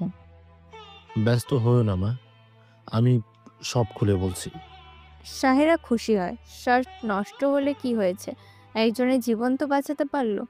আচ্ছা, হাত মুখ ধুয়ে আয়, আমি খাবার বাড়ি। রেদওয়ান মাথা নাড়িয়ে চলে যায় নিজের রুমে। বেশ কিছুক্ষণ সময় নিয়ে গোসল শেষ করে কালো ট্রাউজার আর ধাই রঙের একটা শার্ট শরীরে জড়িয়ে নেয়। নেমে আসে খাবার টেবিলে। ফের সাহেরা ও রেদওয়ান খাবার শেষ করে যে যার মতো ঘুমাতে যায়। রেদওয়ান রুমে এসে ফোনটা হাতে তুলে নেয়। সাইলেন্ট করা আছে। এত কিছু হয়ে যাওয়ায় চেক করেনি। উপরে রিমির নাম্বার থেকে বেশ কিছু কল উঠে আছে। রেদওয়ান একবার কল ব্যাক করতে চায়, পরবর্তীতে কিছু একটা ভেবে আবার রেখে দেয়। ঘুমিয়ে পড়ে পায়ের উপর পাতলা চাদরটা দিয়ে। আজ একটু তাড়াতাড়ি ভার্সিটিতে আসে রেদওয়ান। রিক্সা থেকে নেমে ক্যাম্পাসের দিকে যেতে নেয়। ভার্সিটির বাগানের দিকে যায়। একটু পরপর বেঞ্চ তৈরি করা। রেদওয়ান একটা বেঞ্চে গিয়ে বসে পড়ে। বেঞ্চের উপরে বড় ঝাঁকড়াভাবে কাঠগোলাপের গাছ। থোকায় থোকায় অসংখ্য ফুল ধরে আছে। রেদওয়ানের কাছে আজকে ফুলগুলো বেশি সুন্দর লাগছে। এক থোকা ফুল ছিঁড়ে নেয়। আজ তার শেষ পরীক্ষা। পরীক্ষা শেষ মানে ভার্সিটি লাইফ শেষ। এরপর আর কখনো এখানে ব্যাগ ঘাড়ে আসতে হবে না। রেদওয়ানের মনে পড়ে প্রথম দিনের কথা। মনে পড়ে প্রথম যেদিন সে ভার্সিটি এসেছিল সেই মুহূর্ত। কলেজে বেশ ভালো রেজাল্ট করে রেদওয়ান। শখের বসে এই ভার্সিটিতেও পরীক্ষা দিয়েছিল। সত্যি সত্যি চান্স পেয়ে যাবে সে কল্পনাও করেনি। অনেক ভালো ভালো স্টুডেন্টই চান্স পায় না। রেদওয়ান অনেক খুশি হয়। সাহেরা ছেলেকে প্রথম দিন নিজে ভার্সিটি রাখতে আসে। অনেক ছেলের গার্ডিয়ানরা ভার্সিটি চেনেই না, কিন্তু রেদওয়ান প্রথম দিন তার মায়ের সাথে এসেছিল। সেদিন গেটের সামনে সাহেরা রেদওয়ানকে এগিয়ে রেখে গেছিল। রেদওয়ানের প্রথম দিন কেমন ভয় ভয় লাগছিল। ভয়ের সাথে ধীরে ধীরে এগিয়ে যায় ক্লাসের দিকে। তখন রকি সহ তার দলবল রেদওয়ানকে ডাক দেয়। রেদওয়ান সহজ সরলভাবে চলে যায়। রকি বিভিন্নভাবে রেদওয়ানকে অপমান করে, ব্যাগটা নিয়ে দূরে ফেলে দেয়। এটা রকির অভ্যাস। প্রত্যেকটা দরিদ্র হাবাগোবা টাইপের ছেলেদের সে প্রায় এমন করে। প্রথম দিনের এই অপমান বেশ গায়ে লেগেছিল রেদওয়ানের। সবাই তাকিয়ে দেখছিল, কেউ কেউ হাসছিল। রেদওয়ান সেদিকে তাকিয়ে মাথা নিচু করে নেয়। তার মনে হচ্ছিল এখনো মাটির নিচে চলে যায়। হঠাৎ রিমির আগমন রেদওয়ানের ভাবনা ভেঙে দেয়। রিমি এসে বসে রেদওয়ানের পাশাপাশি। রেদওয়ানের হাত থেকে কাঠগোলাপের থোকাটা নিয়ে নেয়। থোকা থেকে একটি ফুল ছেড়ে কানে গোজে। দেখো তো ফুলে আমাকে কেমন লাগছে। বানরের মতো লাগছে। আমি জানি, মুখে বললেও মনে মনে ঠিকই মুগ্ধ হচ্ছ। রেদওয়ান রিমির কথা জবাব দেয় না, ক্লাসের দিকে চলে যায়। রিমি রেদওয়ানের পাশে হাঁটছে আর বকবক করছে, তবে রেদওয়ান কোনো রেসপন্স করছে না। পরীক্ষা শুরু হয়ে যায়। প্রতিদিনের মতো আজকেও রেদওয়ান চুপচাপ পরীক্ষা দিতে থাকে। আজকে পরীক্ষাটা একটু বেশি কঠিন থেকে রেদওয়ানের কাছে। কোনো মতে পরীক্ষা শেষ করে হল থেকে বেরিয়ে আসে। আজ একদম ঘন্টা পড়ার পর লেখা শেষ হয়েছে। সব শিক্ষার্থীরা বের হচ্ছে। তাদের মাঝে রেদওয়ানও এগিয়ে যায় গেটের দিকে। গেটের কাছে যেতে একটা ছেলে হঠাৎ রেদওয়ানের কলার চেপে টানতে টানতে ক্যাম্পাসের ফাঁকা সাইডে নিয়ে যায়। রেদওয়ান কিছু বুঝতে পারছে না। চোখের পলকে সবকিছু ঘটে যায়। কোনো কথা বলার সুযোগ না দিয়ে সবাই মিলে রেদওয়ানকে পেটাতে থাকে। রেদওয়ান একা হাতে সবার সাথে পেরে উঠছে না। রিমি দৌড়ে বাঁচাতে যেতে নেয়, রিমিকে নাজমুল হক হাত চেপে ধরে। হাত ছাড়ো বাবা, ওরা রেদওয়ানকে মারছে, আমায় বাঁচাতে হবে। মারুক, তোর কি? তুই কোথাও যেতে পারবি না। রিমি অবাক হয় বাবার ব্যবহারে। নাজমুল কখনো রিমির সাথে তুই ভাষা ব্যবহার করেনি। রিমি বুঝে যায় রেদওয়ানকে মারার পেছনে তার বাবাই দায়ী। রিমি হাত মোচড়ামুচড়ি করে, ছোটাছুটি করে, হাত খোলার চেষ্টা করে, তবে লাভ হয় না। নাজমুল রিমিকে টানতে টানতে গাড়ির মধ্যে ঢুকিয়ে দেয়, লক করে দেয় দরজা। রিমি জোরে জোরে চিৎকার করে কাঁদছে। রিমির কান্না নাজমুলের গায়ে লাগে না, সে গাড়ি স্টার্ট দিয়ে চলে যায়। বেশ কিছুক্ষণ মারধর করে রেদওয়ানকে ফেলে সবাই চলে যায়। হাতে পায়ে রক্ত পড়ছে, হাত পা ছিলে গেছে, বেশি ক্ষত চিহ্ন হয়নি, তবে প্রচুর শরীর ব্যথা। মাথায় শক্ত কিছু দিয়ে মেরেছে বিদায় মাথা ফেটে রক্ত পড়ছে। রেদওয়ানের একজন ক্লাসমেট তাকে তুলে হসপিটালে নিয়ে যায়। হাতে পায়ে মাথা ব্যান্ডেজ করে দেয় ডক্টর। বেশি ভয়ঙ্কর ক্ষত না হওয়ায় বাড়ি যাওয়ার অনুমতি দেয়। রেদওয়ান অসুস্থ শরীর টেনে বাড়ি চলে যায়। দরজায় নক করলে শাহিরা দরজা খুলে দেয়। এ কি, এসব কিভাবে হলো? তোর মাথায় ব্যান্ডেজ কেন? রেদওয়ান সব ঘটনা লুকিয়ে বানোয়াট কথা বলে। আসার সময় হঠাৎ রিক্সা ব্রেক করায় পড়ে গেছিলাম, হাতে পায়ে মাথায় ব্যথা পেয়েছি, তবে আর টেনশন নেই, ডক্টর ওষুধ দিয়েছে। দেখে শুনে চলবি না, বেশি কিছু হয়ে গেলে আমার কি হতো? আয় ভেতরে আয়। রেদওয়ান ধীরে ধীরে ভেতরে প্রবেশ করে, বিছানায় বসে পড়ে। শাহিরা ছেলেকে খাবার এনে খাইয়ে দেয়। রেদওয়ানের মাথায় প্রচন্ড ব্যথা করছে, ওষুধ খেয়ে শুয়ে পড়ে। বিছানায় শুয়ে আছে রিমি, এখনো কেঁদেই চলেছে। নাজমুল দরজা লক করে দিয়েছে বাইরে থেকে। রিমির চোখ দুটো কান্নার কারণে ফুলে উঠেছে। নাজমুল যে এমন করবে তার ধারণা ছিল না। ভেবেছিল সব শোনার পর বাবা ঠিক মেনে নেবে, কিন্তু তার ভাবনা সম্পূর্ণ ভুল। রেদওয়ানের আহত মুখ মনে পড়তে ডুকরে কেঁদে ওঠে রিমি। কিছু একটা মনে পড়তে উঠে দাঁড়ায়, ড্রয়ার খুঁজে একটা ফোন পায়। রিমির মুখে হাসি ফুটে ওঠে। এটা তার বাবার বন্ধু গিফট করেছিল, কিন্তু রিমির ফোন থেকে সে কখনো ব্যবহার করেনি। 1 মাস মতো কাছে ব্যবহার করেছিল। রেদওয়ানের নাম্বার ঝটপট তুলে নেয় রিমি। যা করার তার বাবা আসার আগেই করতে হবে। নাজমুল জানতে পারলে এই ফোনও নিয়ে নেবে। রেদওয়ানের নাম্বারে কল লাগায়, তবে কল দিলে নম্বর বন্ধ দেখাচ্ছে। বারবার কল দিতে থাকে, বারবার একই অবস্থা, ফোন বন্ধ। হতাশার নিঃশ্বাস ফেলে রিমি। রেদওয়ানের অবস্থান সে কিভাবে জানবে? রেদওয়ানের খবর জানার মতো আর তো কোনো উপায় নেই। ভেঙে পড়ে রিমি, কাঁদতে থাকে অঝরে। তার জন্যই আজ এত কিছু। সে যদি নাজমুল হককে না বলতো তাহলে এত কিছু হতো না। নিজেকেই রিমি দোষ দিতে থাকে। মাথায় ব্যথা শুরু হয়, চুলগুলো হাত দিয়ে চেপে ধরে। কিছুতেই শান্তি পাচ্ছে না। হাতের ফোনটা আয়নার দিকে ছুঁড়ে মারে। মুহূর্তে আয়না ভেঙে টুকরো টুকরো হয়ে যায়। ঘরের সবকিছু ভাঙচুর করতে থাকে রিমি। তবুও শরীরের এক পরিমাণ রাগ কমছে না। ভাঙচুর করেও ক্ষান্ত হয় না। প্রতিদিনের মতো সময় নিজ গতিতে চলতে থাকে। নতুন করে সূর্য জেগে ওঠে। মধ্যে কেটে গেছে 8 দিন। রিমি এখনো বদ্ধ অবস্থায় আছে। রেদওয়ান আগের চেয়ে সুস্থ হয়ে গেছে। রেদওয়ানের ফোন নষ্ট হয়ে গেছে। আজ সকাল সকাল রেডি হয়ে নেয় রেদওয়ান। হাতে তুলে নেয় একটি কার্ড, উপরে গোটা গোটা অক্ষরে লেখা শহীদুল ইসলাম। শহীদুল ইসলাম মূলত সেই অসুস্থ ব্যক্তিটা। রেদওয়ান সাময়িক অসুস্থ থাকা এখনো দেখা করা সম্ভব হয়নি। আজকে একটু সুস্থ বোধ করছে, তাই ঠিক করেছে আজকে তার সাথে দেখা করতে যাবে। মায়ের থেকে অনুমতি নিয়ে চলে যায় রেদওয়ান। রিক্সা ডেকে উঠে পড়ে। রিক্সা চলতে থাকে নিজ গন্তব্যের দিকে। রেদওয়ানের মুখায়ব স্বাভাবিক। সে আনমনে রিক্সায় বসে আছে। রিক্সা এসে 8 তলা একটা বিল্ডিংয়ের সামনে থামে।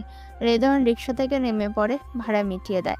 একবার চোখ বুলিয়ে দেখে বিল্ডিংটা। এটা শহীদুল ইসলামের নিজের অফিস। সে একজন বড় নেতা। আগেরবার স্বরাষ্ট্রমন্ত্রীর বিপক্ষে ভোটে দাঁড়িয়েছিলেন, তবে জয়লাভ করতে পারেননি। তার সম্পর্কে সবকিছু ডিটেলস সংগ্রহ করেছে রেদওয়ান। কার্ডের দিকে তাকিয়ে রওনা দেয় 3য় তলার উদ্দেশ্যে। 3য় তলায় শহীদুল ইসলামের অফিস। সে 3য় তলায় থাকে। সিঁড়ি বেয়ে উঠতে থাকে রেদওয়ান। অনুমতি নিয়ে ভেতরে প্রবেশ করে। শহীদুল ইসলাম একাই নিজের অফিস কেবিনে বসে আছে। এসো এসো, তোমার জন্য এতদিন অপেক্ষা করছিলাম। আসলে আমি অসুস্থ ছিলাম। জানি জানি, সব খবর আমার কাছে আছে। তোমাকে আমার একটা কাজ করে দিতে হবে। জি বলুন, কি কাজ? কাজটা অনেক বড়। সমস্যা নেই, বলুন। আমার সাধ্যের মধ্যে হলে অবশ্যই করব। হ্যাঁ বলবো, তার আগে বলো চা নাকি কফি? আপাতত কিছুই লাগবে না। তা বললে হয়? আমার কাছে প্রথম এসেছো, আমি কি খালি মুখে ফেরাবো? শহীদুল ইসলাম চা কফি দুটোই আনায়। রেদওয়ান চা তুলে নেয়। শহীদুল ইসলামও চা নেয়। ফের চা খেতে খেতে রেদওয়ানের উদ্দেশ্য বলে, পরীক্ষা তো শেষ, রেজাল্টও পেয়ে গেছো, তা কি করার ইচ্ছা আছে? তোমার কি কোনো চাকরির অফার এসেছে? জি, এসেছে। 2 জায়গা থেকে ইন্টারভিউয়ের ডাক এসেছে। একটা ডিআরডিও অফিস, অপরটা পাইলট থেকে। বা ইন্টারেস্টিং। আমি তোমাকে একটা অফার দিতে চাই। এক চাকরির চেয়েও বেশি সম্মান আর টাকা পাবে। জি বলুন, কি অফার? বলবো। তার আগে আমি যা বলবো সেগুলো মনোযোগ দিয়ে শুনতে থাকো। আমাদের দেশের বর্তমান স্বরাষ্ট্রমন্ত্রী মহিউদ্দিন খান, এইবার নির্বাচনে আমি তার বিপক্ষে ছিলাম, তবে লাস্ট পর্যায়ে আমাকে হারিয়ে সে জয়লাভ করে এবং মন্ত্রিপদ দখল করে। নির্বাচনের সময় আমাদের দলের সঙ্গে তাদের দলের সংঘর্ষ হয়, এতে দুজনের মৃত্যু হয়। মৃত্যুর দায়ভার এসে পড়ে আমার ঘাড়ে। যদিও টাকা দিয়ে ঠিক করে রেখেছি, তবু আমার এবং আমার ছেলের নামে ওই কেস চলছেই। দেশের খবর নিশ্চয়ই শুনেছ, মহিউদ্দিন নারী পাচার ও ড্রাগস সাপ্লাইয়ের সাথে যুক্ত ছিল। পুলিশ তদন্ত সাপেক্ষে ওকে আটক করেছে। এখন আবার দেশের স্বরাষ্ট্রমন্ত্রী পদের জন্য নির্বাচিত হচ্ছে। মহিউদ্দিনের ছেলে নির্বাচনের অংশগ্রহণ করেছে। দ্বিতীয় কেউ নেই। কেউ না দাঁড়ালে সে বিনা প্রতিদ্বন্দ্বিতায় জয়লাভ করবে, কিন্তু আমি থাকতে এটা হতে দিতে পারি না। আমি বা আমার ছেলে কেউই নির্বাচনে অংশগ্রহণ করতে পারবে না, কারণ অলরেডি আমাদের নামে কেস চলছে। তাই আমি চাচ্ছি তুমি স্বরাষ্ট্রমন্ত্রীর পদে অংশগ্রহণ করো। আমি তোমার বিষয়ে জেনেছি। তুমি তো তোমার মহল্লা সহ আশেপাশে মহল্লায় বেশ সুনাম অর্জন করেছো। আমার বিশ্বাস তুমি দাঁড়ালে জয়লাভ করবে। কিন্তু আমার এই সব রাজনীতি সম্পর্কে ধারণা নেই। তুমি শুধু নির্বাচনে অংশগ্রহণ নিবে, বাকি সব দায়িত্ব আমাদের। প্রত্যেক মহল্লায় ভোট আদায় সহ প্রচার সম্পাদনা যা কিছু করার দরকার আমি করব। তোমার কোনো টেনশন নেই, তুমি শুধু আমাদের সাথে থাকবে। না, আমি রাজনীতি পছন্দ করি না, রাজনীতিতে ঢুকতেও চাচ্ছি না। এই দেশ কি তোমার না? তুমি কি চাও না দেশের জন্য কিছু করতে? মহিউদ্দিন খানের ছেলে জয়লাভ করলে দেশটি ধ্বংস হয়ে যাবে। এর হাত থেকে একমাত্র তুমি বাঁচাতে পারো। সরি আঙ্কেল, আমি রাজনীতিতে নিজেকে সামিল করতে চাই না। একবার ভেবে দেখো ঠান্ডা মাথায়। আমি ভেবেই বলছি, আমি এসবে জড়াবো না। রেদওয়ান উঠে পড়ে চেয়ার থেকে। আমি আজ আসি আঙ্কেল, আবার দেখা হবে। ঠিক আছে, যাও, তবে বিষয়টি আরো একবার ভেবে দেখিও। রেদওয়ান মাথা নাড়িয়ে হ্যাঁ জানায়। বাইরে চলে আসে। সে রাজনীতি পছন্দ করে না। তার বাড়িতে কেউ নেই। রাজনীতিতে ঢুকলে শত্রুর অভাব হবে না। তার মা বাড়িতে একা থাকে, কখন কি হয় বলা যাবে না। কিছুতে রাজনীতিতে যোগ দেওয়া যাবে না। রিকশা এসে রেদওয়ানের বাড়ির সামনে নামিয়ে দেয়। রেদওয়ান ভাড়া মিটিয়ে ভেতরে চলে যায়। সাইরা টেবিলে বসে আছে। রেদওয়ান সেখানে যায় খাওয়ার জন্য। মা, খিদে লেগেছে, কিছু খেতে দাও। আচ্ছা, আমি খাবার আনছি। শাহিরা ভেতর থেকে খাবার এনে রেদওয়ানের প্লেটে বেড়ে দেয়। রেদওয়ান খেতে শুরু করে। শাহিরা সামনে বসে আছে। তুই কি সেই ভদ্রলোকের সাথে দেখা করতে গিয়েছিলি? হ্যাঁ মা, আমি সেখান থেকেই আসছি। তা কি বললো তিনি? রেদওয়ান সবকিছু খুলে বলে তার মাকে। আমি রাজনীতিতে যোগ দিতে চাচ্ছি না মা, তখন আমাদের শত্রু বেড়ে যাবে। কখন কি হয় বলা যায় না। আমার মনে হয় একবার চেষ্টা করে দেখা উচিত। আর বিপদ আপদ তো আল্লাহর দান। আল্লাহ যদি চায় তাহলে কেউ কোনো ক্ষতি করতে পারবে না। তবুও মা, আমি এসবে জড়াতে চাচ্ছি না। কার একটা অফিসে ইন্টারভিউ আছে, সেখানে কোনোভাবে জয়েন করতে পারলে আমাদের চিন্তা নেই, আর আমি সংসার চলে যাবে। দেখ, তুই যা ভালো মনে করিস। ধরণীতে রাতের আঁধার ঘনিয়ে আসে। সূর্যটা হেলে পড়েছে বেশ আগেই পশ্চিম আকাশে। রাত গভীর হতে শুরু করেছে। এখন প্রায় 9টা বাজে। জানালার পাশে হেলান দিয়ে বসে আছে রিমি। চোখ মুখের অবস্থা করুণ। এখন পর্যন্ত তাকে আটকে রাখা হয়েছে। সব সময় ঘর বন্দি থাকে। নাজমুল হক সময় মতো খাবার দিয়ে যায়, তবে রিমি নিয়মিত খায় না। কোনো রকম বেঁচে থাকার জন্য যতটুকু প্রয়োজন ততটুকুই খায়। অনাহারে চোখ দুটো বসে গেছে। চোখের নিচে গাঢ় কালো দাগ পড়েছে। এখন দেখলে চিন্তা অসুবিধা হবে, এটাই আগের রিমি। চুলগুলো এলোমেলো হয়ে আছে। জানালা দিয়ে এক ধায়ের নিচে তাকিয়ে আছে রিমি। বদ্ধ ঘরে আলো বাতাস পাওয়ার এই একমাত্র একটাই মাধ্যম শুধু তার জন্য খোলা রয়েছে। জানালা দিয়ে নিচে রাস্তা দেখা যাচ্ছে। পরপর লোকজন আসছে যাচ্ছে। রিমি সেখানে খুঁজে চলেছে কাউকে। এই কয়দিনে প্রতিদিন সে খোঁজে রেদওয়ানকে। তার ধারণা রেদওয়ান ঠিক তার সাথে কথা বলতে আসবে। তাকে দেখতে আসবে, তবে প্রতিদিন সে হতাশ হয়। রেদওয়ান আসে না কখনোই। হাতের মোবাইলটা অন করে রিমি, কল লাগায় কাঙ্ক্ষিত নাম্বারে, তবে প্রতিবারের মতোই নাম্বার বন্ধ। এই ফোনটা নাজমুল হকের থেকে লুকিয়ে রেখে দিয়েছে রিমি, তবে রেখেও কোনো কাজ হয়নি। নিচেতে বসে পড়ে রিমি, বিছানায় মাথা হেলান দিয়ে দেয়, চোখ জোড়া বন্ধ করে, চোখ থেকে দুফোঁটা জল গড়িয়ে পড়ে। এ কয়েকদিনে এমন কত শত অশ্রু গড়িয়ে পড়ছে তা অজানা। ছাদের কার্নিশ ঘেঁষে দাঁড়িয়ে আছে রেদওয়ান, চোখ জোড়া আকাশে জলজল করা চাঁদের দিকে। আজকে রাতটা ঝলমলে, চাঁদের আলো চারপাশ আলোকিত, তারাগুলো চিকচিক করছে, মৃদু বাতাস বইছে, বেশ ভালোই পরিবেশ। এখন যদি ঝুম বৃষ্টি হতো তাহলে প্রকৃতির সৌন্দর্যের ষোলকলা পূর্ণ হতো। আজ রেদওয়ানের খুব মনে পড়ছে রিমিকে। চোখ বন্ধ করলে ভেসে উঠছে রিমির মুখ। রেদওয়ান কখনো পাত্তা না দিলেও সে ঠিকই রিমিকে পছন্দ করত। নিজের পারিবারিক অবস্থার কথা ভেবে কখনো ভালোবাসা প্রকাশ করেনি। বারবার রিমির কথা মনে হতে থাকে। রেদওয়ান চাইছে না রিমির কথা মনে করতে, বারবার নিজেকে শাসিয়ে চলেছে, তবে বারবার ব্যর্থ হচ্ছে, তবুও শাসিয়ে যাচ্ছে। মনে মনে বলছে, আমি কেন ওর কথা ভাববো? ও আমার সাথে প্রতারণা করেছে, বাবাকে বলে ভাড়াটিয়া গুন্ডা দিয়ে মার খাইয়েছে, তবু আমাকে আহত হতে দেখেও চলে গেছে বাবার সাথে। সে যদি আমাকে এতটাই ভালোবাসতো তাহলে পরবর্তীতে অবশ্যই দেখতে আসতো একবার অন্তত। কই, একবারও তো দেখতে এলো না। আমি বেঁচে আছি নাকি মরে গেছি, ভালোবাসা বলতে কিছু না, তার কাছে আমি ছিলাম আবেগের বস্তু। চোখ ছলছল করে রেদওয়ানের। রিমি এভাবে হঠাৎ করে তাকে ভুলে যেতে পারলো? কত শত পাগলামি করতো, এগুলো কি সবই তাহলে নাটক? মানুষ এতটা নাটক কিভাবে করে? সে তো ঠিকই দিব্যি বেঁচে আছে সুখে শান্তিতে, শুধু মাঝে আমাকে দুঃখ দিয়ে কি লাভ পেল? আমিও ভাববো না তার কথা। ও আমাকে ভুলে থাকতে পারলে আমি কেন পারবো না? আমিও পারবো ওকে ভুলে থাকতে, আর মনে করবো না আমি ওকে। চোখ জোড়া হাতের উল্টো পিঠ দিয়ে মুছে নিজের ঘরের দিকে চলে যায় রেদওয়ান। তার মতো রিমি তাকে মার খাইয়েছে, কিন্তু রেদওয়ান তো দেখলো না রিমির অবস্থা, দেখলো না রিমির আর্তনাদ। মেয়েটা তার জন্য একটু একটু করে মরে যাচ্ছে, নিঃশেষ হয়ে যাচ্ছে। তা কি কখনো জানতে পারবে রেদওয়ান?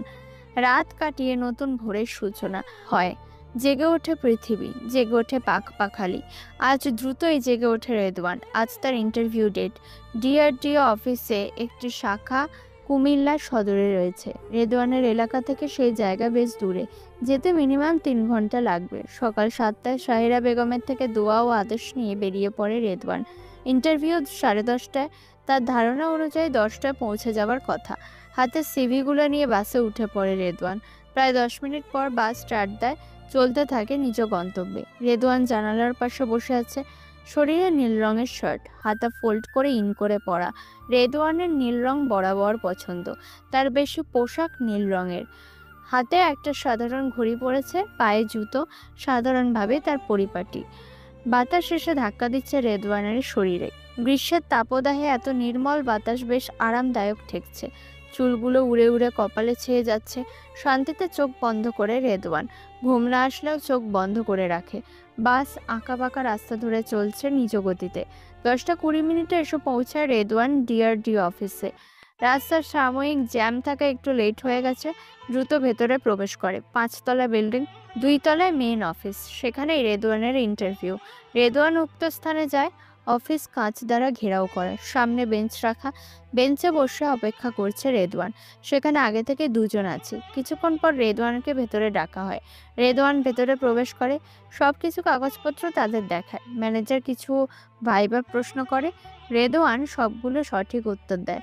আপনার সিভি এবং পরীক্ষা দুটোই ভালো হয়েছে। ধন্যবাদ। আপনার চাকরিটা কনফার্ম করতে চাচ্ছি, তবে চাকরি করতে হলে টাকা লাগবে। টাকা? কত টাকা? 10 লক্ষ টাকা। দেখুন, ভালো চাকরি করতে গেলে এমন টাকা লাগবেই।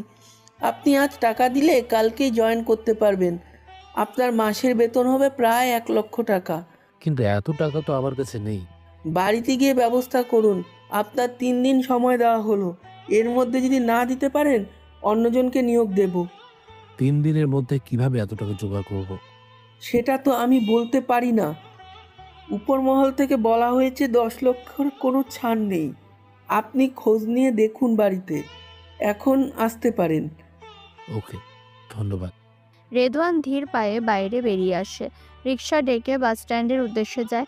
হাসি খুশি মুখটা চুপসে গেছে। এত টাকা জোগাড় করা তাদের পক্ষে সম্ভব নয়। তার আর এই চাকরিটা হলো না। ভেতর থেকে কেমন চাপা আর্তনাদ ভেসে আসছে।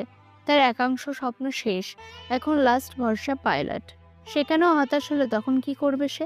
বাস নিজ গতিতে চলতে শুরু করেছে। রেদওয়ান চিন্তায় মাথায় হাত দিয়ে জানালার পাশে বসে আছে। তার কিছু ভালো লাগছে না। দরিদ্র বলে তার স্বপ্নগুলো এমনভাবে নষ্ট হয়ে যাচ্ছে। সব কিছু পাওয়ার অধিকার কি একমাত্র ধনীদেরই? নিজের রুমে বসে আছে রেদওয়ান, সাহেরার সামনে বসে আছে। এত চিন্তা করিস না, এখনো তো একটা সুযোগ আছে। এই সুযোগটাও হাতছাড়া হলে কিভাবে চলবে আমার মা? উপরে আল্লাহ আছে, ঠিক কিছু একটা উপায় বের করবে। তুই বরং কাল পালকের অধ্যাপকের ওখানে যা, ওখানে ইন্টারভিউ করবে। আজ এবং কাল? আজ তো যেতে পারিনি, কাল গেলেও হবে। তাহলে আর চিন্তা করিস না বাবা, ওখানে গিয়ে দেখ আগে কাল কি হয়। আল্লাহ কিছু একটা উপায় বের করে দেবে। রেদওয়ান মাথা নাড়িয়ে হ্যাঁ জানায়। সায়রা নিজের ঘরে চলে যায়। সন্ধ্যা লাগতে এসেছে। কিছুক্ষণ পর মাগরিবের আজান দেবে। রেদওয়ান কিছুক্ষণ চুপ করে বসে থাকে। তার কিছু ভালো লাগছে না। চাকরিটা হলো না, বাড়ির অবস্থা তেমন একটা ভালো না। টিউশনে পরীক্ষার মধ্যে বাদ হয়ে গেছে। ঘরে বাজার নেই, আর 1-2 দিন চলার মতো। তারপর কিচ্ছু থাকবে না। কিভাবে চলবে এবার? কিছু বুঝতে পারছে না রেদওয়ান। মাথায় হাজার প্রশ্ন ঘুরপাক খাচ্ছে। এই উচ্চ দ্রব্য মূল্যের বাজারে টিকে থাকা তার জন্য দায় হয়ে পড়েছে। নাজমুল তালা খুলে মেয়ের ঘরে প্রবেশ করে। রিমি মেঝেতে বসে আছে, চোখ দুটো জানালার দিকে। মেয়ের এই হতাশা তার ভালো লাগে না। তবুও সে মেয়ের সঙ্গে ওই ছেলেকে মানবে না। তার পরিচিত একটা ছেলে আছে, আমেরিকায় থাকে। সেখানে বড় বিজনেস আছে। 1 মাস পর বাংলাদেশ আসবে। তার সাথে রিমির বিয়ে ঠিক করেছে। এই 1 মাসের জন্য হলেও মেয়েকে আটকে রাখতে হবে, যতই কষ্ট হোক না কেন। ভেতরে ঢোকে, ভেতর থেকে লক করে দেয় দরজা, যেন রিমি কোনোভাবে পালাতে না পারে। ওঠ মা, রাত হয়ে গেছে, খাবারটা খেয়ে নে। খাবো না আমি, তুমি খাবার নিয়ে যাও। একটু খেয়ে নে, এভাবে কতদিন থাকবি? না খেয়ে খেয়ে মরে যাবি তো। আমি মরলেই তো তোমার শান্তি। আমি মরে যাব, তুমিও খাবে না? তুমি বেরিয়ে যাও। এমন করে না, লক্ষ্মী মেয়ে আমার। দূরে থাকো তুমি, আমার কাছে আসবে না। নাজমুল থালা হাতে রিমির দিকে এগিয়ে যায়। 1 থাবা ভাত নিয়ে খাইয়ে দিতে যায় রিমির মুখে। রিমি হাত ঝাপটা দিয়ে ফেলে দেয় ভাতগুলো। উপর হাত দিয়ে ভাতের প্লেট ফেলে দেয়। মেঝেতে ঝনঝন আওয়াজ তুলে পড়ে যায় থালা। খাবার এদিক ওদিক ছিটিয়ে যায়। নাজমুল মেয়ের ব্যবহারে হতবাক। রিমি যে অবাধ্য হয়ে গেছে তা সে জানে, কিন্তু সাধারণ একটা ছেলের জন্য এতটা বিগড়ে যাবে তা ভাবেনি। নিজের রাগ ধরে রাখতে পারে না। এই সর্বপ্রথম রিমির গালে কষে একটা থাপ্পড় মারে। রিমি গাল ধরে চুপ করে থাকে। চোখ বেয়ে জল গড়িয়ে পড়ছে অনবরত। বাবার হাতের প্রথম থাপ্পড় তার হৃদয়ে বড় আঁচড় কেটে দেয়। ইচ্ছা করছে ডুকরে কেঁদে উঠতে, কিন্তু পারছে না। নাজমুল কিছুক্ষণ মেয়ের দিকে তাকিয়ে বাইরে চলে যায়। কিছুক্ষণ পর মেয়েড আসে পরিষ্কার করতে। দরজা খোলা রেখে পরিষ্কার করতে থাকে। রিমি এই সুযোগটাই কাজে লাগায়। আপাতত বাড়িতে দারোয়ান, তার বাবা আর এই মেয়েড ছাড়া কেউ নেই।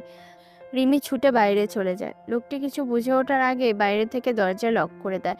রিমি উপর থেকে দেখে নিচে কেউ আছে নাকি। কাউকে দেখা যাচ্ছে না। নাজমুল হক হয়তো নিজের ঘরে আছে।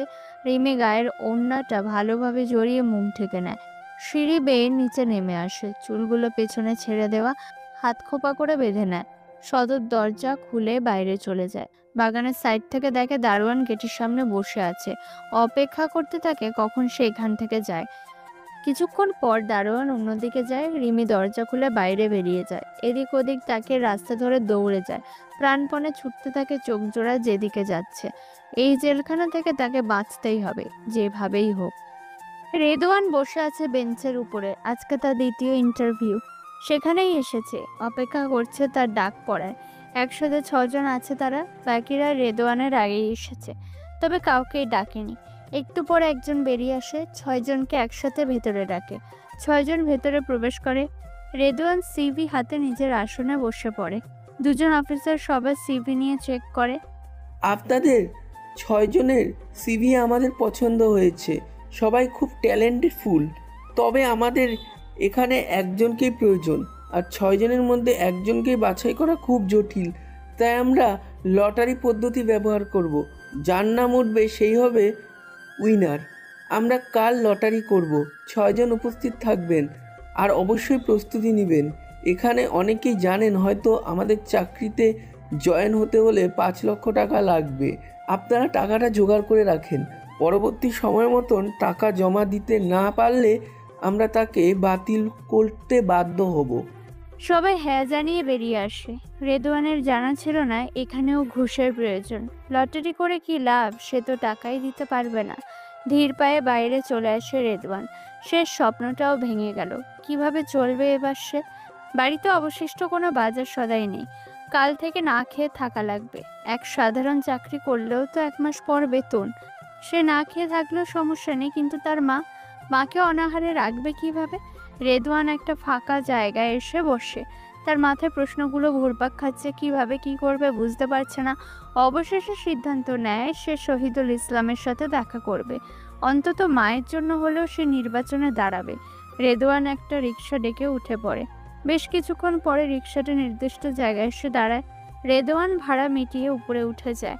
নক করে শহীদুল ইসলামের কেবিনে। ভেতর থেকে অনুমতি দিলে প্রবেশ করে। এসো এসো, ভেতরে এসো। আমি তো তোমারই অপেক্ষায় ছিলাম। আমার বিশ্বাস ছিল তুমি আসবে। বসো চেয়ারে। ধন্যবাদ। তা কি ভাবলে? রেদওয়ান একটু দম নিয়ে বলে, আমি নির্বাচনে দাঁড়াতে রাজি। আপনি সব ব্যবস্থা করুন, আমি প্রস্তুত আছি। শিওর? হ্যাঁ, তবে একটা সাহায্য করতে হবে আমাকে। অবশ্যই বলো, কি দরকার? তোমার জন্য সবকিছু করব আমি। আমার বাড়িতে বাজার নেই, আমার কিছু টাকার প্রয়োজন। ও, এই ব্যাপার। শহীদুল ড্রয়ার থেকে 1 বান্ডেল টাকা বের করে দেয়। আমার এত টাকা লাগবে না। এত টাকা আমি কি করব? রাখো রাখো, কাজে লাগবে। রেদওয়ান ইতস্তত বোধ করে। শহীদুল তাকে জোর করে দেয়, কল করে কাউকে, সবকিছু ব্যবস্থা করার তোড়জোড় করে। কাল তুমি আমার সাথে দেখা করবে। কাল থেকেই পোস্টার ছাপানো শুরু করব, আর বাকি কাজ আমি করে দেব। রেদওয়ান মাথা নাড়িয়ে হ্যাঁ জানায়। চলে যায় বাইরে। রিকশায় উঠে পড়ে। বাজারে গিয়ে রিকশা থামে। রেদওয়ান বাড়ির জন্য অনেক কিছু বাজার সদাই করে, ফের রিকশা ডেকে বাড়ি যায়। সাইরা এত কিছু বাজার দেখে অবাক হয়ে যায়। এত টাকা কোথায় পেলে তুই? এত বাজার কিভাবে করলি? রেদওয়ান সবকিছু খুলে বলে। সাইরা খুশি হন। তার ছেলে এত বড় একজন সম্মানীয় মানুষ হবে, এতে যেন তার খুশির শেষ নেই। ছেলের সাথে সাথে সব বাজারগুলো গুছিয়ে রাখে। পরদিন রেদওয়ান শহীদুল ইসলামের সাথে দেখা করে। রেদওয়ানের ছবি দিয়ে পোস্টার ছাপানো হয়। সংসদ ভবনেও আবেদন করা হয়েছে। চারিদিকে খবর ছড়িয়ে পড়ে। মাইক ভাড়া করে শহীদুলের দলের লোক চারদিকে প্রচার করতে থাকে। শুধু এক মহল্লায় নয়, প্রত্যেক দেশেই শহীদুল ইসলামের দল আছে। তার নির্দেশে রেদওয়ানের সাপেক্ষে প্রচার শুরু হয়। আর 15 দিন পর ভোট। আজ থেকে তোড়জোড় শুরু করে। রেদওয়ানকে নিয়ে শহীদুল ইসলাম একটা মিটিং অ্যাটেন্ডেন্ট করে। সবাইকে চিনিয়ে দেয় রেদওয়ান শহীদুল ইসলামেরই পক্ষ। শহীদুল ইসলামকে সবাই বিশ্বাস করে, সবাই একজন ভালো মানুষ হিসেবে চেনে। সবাই রেদওয়ানের পক্ষ নেয়। সময়ের মতো সময় চলতে থাকে। আস্তে আস্তে নির্বাচনের দিন এগিয়ে আসছে। রেদওয়ান ব্যস্ত হয়ে পড়ে। শহীদুল ইসলামের সাথে সবসময় এখান থেকে ওখানে ছোটাছুটি করছে। সায়রা বেগম শহীদুল ইসলামের বাড়িতে থাকছে কিছুদিন। সেখানে শহীদুল ইসলামের স্ত্রী নাজমুল হক চিন্তিত ভঙ্গিতে সোফায় বসে আছে। রিমি পালানোর আজ 4 দিন, এখনো তাকে খুঁজে পাওয়া যায়নি। খবর পাওয়া যায়নি সে কোথায়। তবে রেদওয়ানের কাছে এখনো পৌঁছতে পারেনি, এটা শিওর। কোথায় চলে গেল বুঝে উঠতে পারছে না নাজমুল। চারিদিকে লোক লাগিয়ে দিয়েছে ইতিমধ্যে। সবাই খোঁজ করছে, তবে হদিশ পাচ্ছে না। ভয় লাগছে তার মেয়ের জন্য। যদি কোনো কিছু হয়ে যায়, বিপদ আসলে বলে আসে না। মেয়ের জন্য চিন্তাও হচ্ছে তার। সময়ের মতো পেরিয়ে গেছে। মধ্যে কেটে গেছে 13 দিন। আজকে নির্বাচনের ডেট। ফলাফল প্রকাশ হবে সন্ধ্যায়। রেদওয়ান শুভ্র পাঞ্জাবি পরেছে। নিজ মহল্লায় ভোট কেন্দ্রে পর্যবেক্ষণ করছে। সব ভোট কেন্দ্রে তাদের দল ভাগ করে দেওয়া আছে। ভোট সুষ্ঠুভাবেই চলছে। মহিউদ্দিন চৌধুরীর নামে কেস থাকায় সে পালিয়ে বেড়াচ্ছে। পুলিশের আতঙ্কে এদিকে তাদের বেশি হুঁশ নেই, তাই মারামারি করার চান্স নেই বললেই চলে। সন্ধ্যা ঘনিয়ে আসছে। দিক দিগন্ত ছেড়ে দৌড়ে চলেছে রিমি। জঙ্গলের রাস্তায় পা বাড়ায় সে। পেছনে পেছনে একদল ছেলে ধাওয়া করছে। গাছের ডালে অন্ধকারে রিমির সাদা কামিজ জায়গায় জায়গায় ছিঁড়ে গেছে। পায়ে কাঁটা ঢুকেছে, রক্ত পড়ছে সেখান থেকে। রিমির সেদিকে খেয়াল নেই। সে ছুটে চলেছে আতঙ্ক মনে। যে করেই হোক এদের হাত থেকে বাঁচতে হবে। সেদিন পালানোর পর রেদওয়ানের বাড়ি গিয়েছিল রিমি, তবে সদর দরজা তালা ঝুলছিল। সেখান থেকে সে তার বান্ধবীর বাড়িতে চলে যায়। এই 15 দিন বান্ধবীর বাড়িতেই থেকেছিল। বাবার অগোচরে। কোনোভাবে নাজমুল হক খবর পেয়ে যায়। আজ সেখানে যায় রিমিকে ধরতে, তবে ধরার আগে রিমি পালিয়ে আসে। যেদিকে চোখ যাচ্ছে সেদিকে ছুটে চলেছে। পেছনে পেছনে তাকে ধাওয়া করে ছুটে আসছে নাজমুল হকের লোক। চারিদিকে ঘন অন্ধকার ঢেকে যায়। সন্ধ্যের আজান ভেসে আসছে দূর থেকে। ঘুটঘুটে অন্ধকারে কোন দিকে রিমি এগোবে বুঝতে পারছে না। পেছন থেকে ছেলেগুলো দৌড়ে আসার শব্দ হচ্ছে। জঙ্গলের মধ্যে গাছের পেছনে লুকিয়ে পড়ে রিমি। যে করেই হোক তাকে বাঁচতেই হবে। এদের হাতে পড়লে আর কোনোভাবেই বাবার হাত থেকে ফিরতে পারবে না। আজান শেষ হয়েছে একটু আগেই। দূর থেকে কারো আওয়াজ ভেসে আসছে। মাইকে কেউ বক্তব্য দিচ্ছে। আওয়াজটা পরিচিত ঠেকে রিমির কাছে। এটা রেদওয়ানের কণ্ঠস্বর, চিনতে পারে রিমি। সেদিকে তাকায়। দূর থেকে আবছা আলো দেখা যাচ্ছে, স্টেজ করা। এখানে রেদওয়ান কি করতে পারে? যে করেই হোক রেদওয়ানের কাছে পৌঁছাতে হবে। সামনে ছেলেগুলো এসে খুঁজাখুঁজি করছে, সবার হাতে টর্চ লাইট।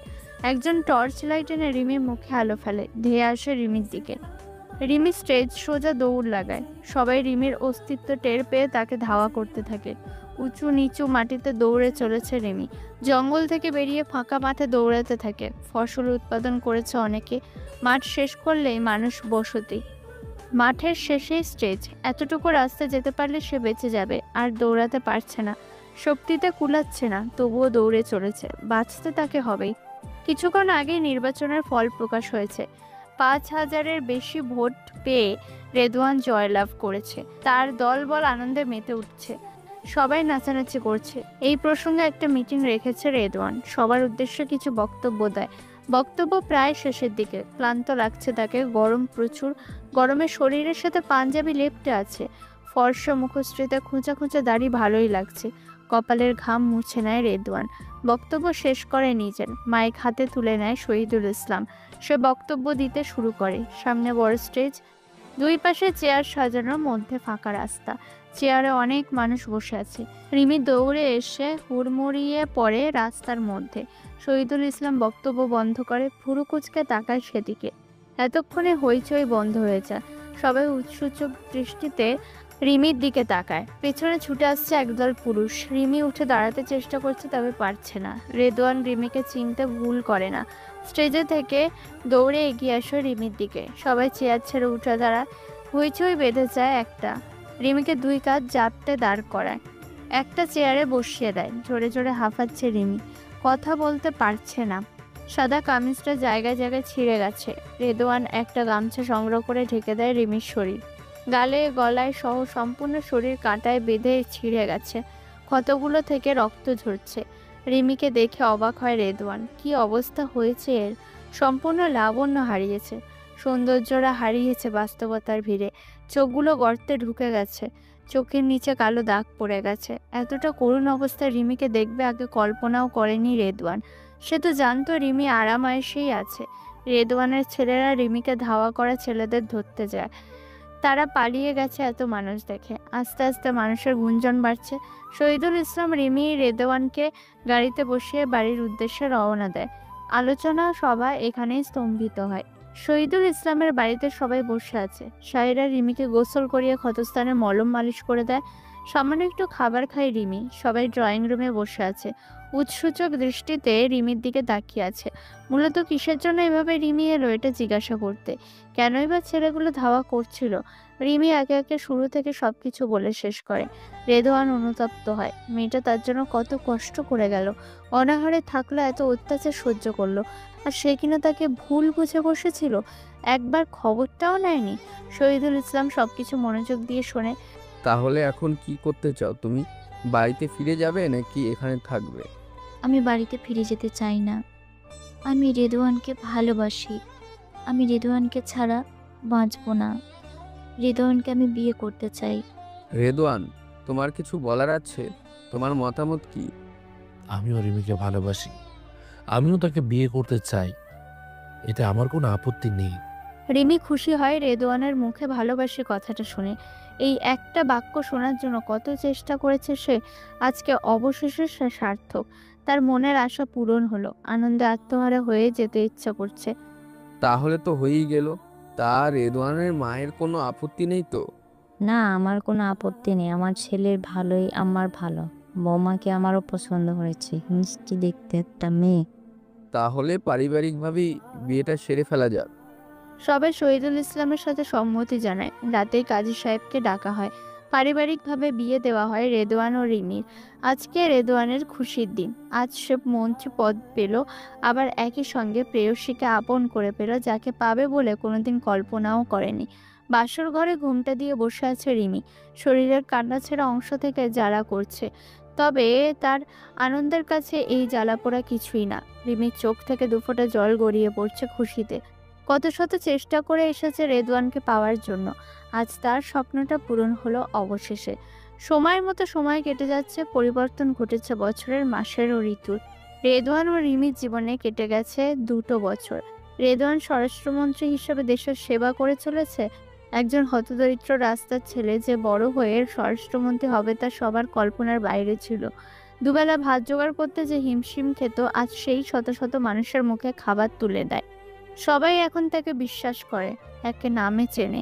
সবার মন জয় করে নিয়েছে রেদওয়ান। চলছে বর্ষা ঋতু, বিকেল ঘনিয়েছে, আকাশে কালো মেঘ জমা হচ্ছে, বিজলি চমকানোর শব্দ হচ্ছে একটু পরপর। মুহূর্তে ঝুম বৃষ্টি পড়তে শুরু করে। ব্যস্ত হাতে সাদা মাইক্রোটি চালিয়ে চলেছে রেদওয়ান। ভেতরে রিমি চিৎকার করছে প্রসব বেদনা। সাহেরা রিমিকে হাঁটুর উপর শুইয়ে রেখেছে। রিমি সহ্য করতে পারছে না, কেঁদেই চলেছে। রেদওয়ান চিন্তিত ভঙ্গিতে দ্রুত গাড়ি ট্রেনে চড়েছে। আপাতত রেদওয়ান ও সাহেরা বাদে রিমির পাশে থাকার মতো কেউ নেই। নাজমুল হক রিমিকে এখনো মেনে নেয়নি। রিমিও বাবার সাথে যোগাযোগ রাখেনি। এভাবেই তাদের সম্পর্ক চলছে। রেদওয়ান হসপিটালের সামনে গাড়ি দাঁড় করায়, রিমিকে পাজা কোলে তুলে ভেতরে নিয়ে যায়। দ্রুত অপারেশন রুমে রিমিকে শিফট করানো হয়। ডক্টররা রিমিকে অপারেশন করাতে ব্যস্ত হয়ে পড়ে। ভেতরে অপারেশন চলছে, বাইরে ব্যস্ত পায়ে পায়চারি করছে রেদওয়ান। সাহেরা শঙ্কিত মুখে বসে আছে বাইরে। রেদওয়ানের চিন্তায় মাথা ফেটে যাচ্ছে, ভয় হচ্ছে প্রচুর। রিমির কিছু হয়ে না যায়। ভেতর থেকে বাচ্চার কান্নার আওয়াজ ভেসে আসে। অপারেশন রুমের দরজা খুলে নার্স বেরিয়ে আসে। কোলে ছোট্ট একটা বাচ্চা। রেদওয়ান হাসি মুখে সেদিকে এগিয়ে যায়। নার্স রেদওয়ানের কোলে বাচ্চাটা তুলে দেয়। আপনার মেয়ে বাবু হয়েছে, মা ও শিশু দুজনেই সুস্থ। আলহামদুলিল্লাহ। ছেলেকে তুলে নিয়ে কপালে আলতো করে চুমু খায়। ঠোঁটে ভেসে ওঠে প্রশান্তির হাসি। আমার বউয়ের সাথে দেখা করতে পারবো? হ্যাঁ। রেদওয়ান বাচ্চাকে সায়রার কোলে তুলে দিয়ে ভেতরে চলে যায়।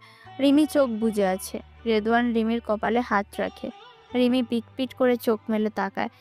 তোমাকে ধন্যবাদ রিমি, আমাকে এত বড় উপহার দেওয়ার জন্য।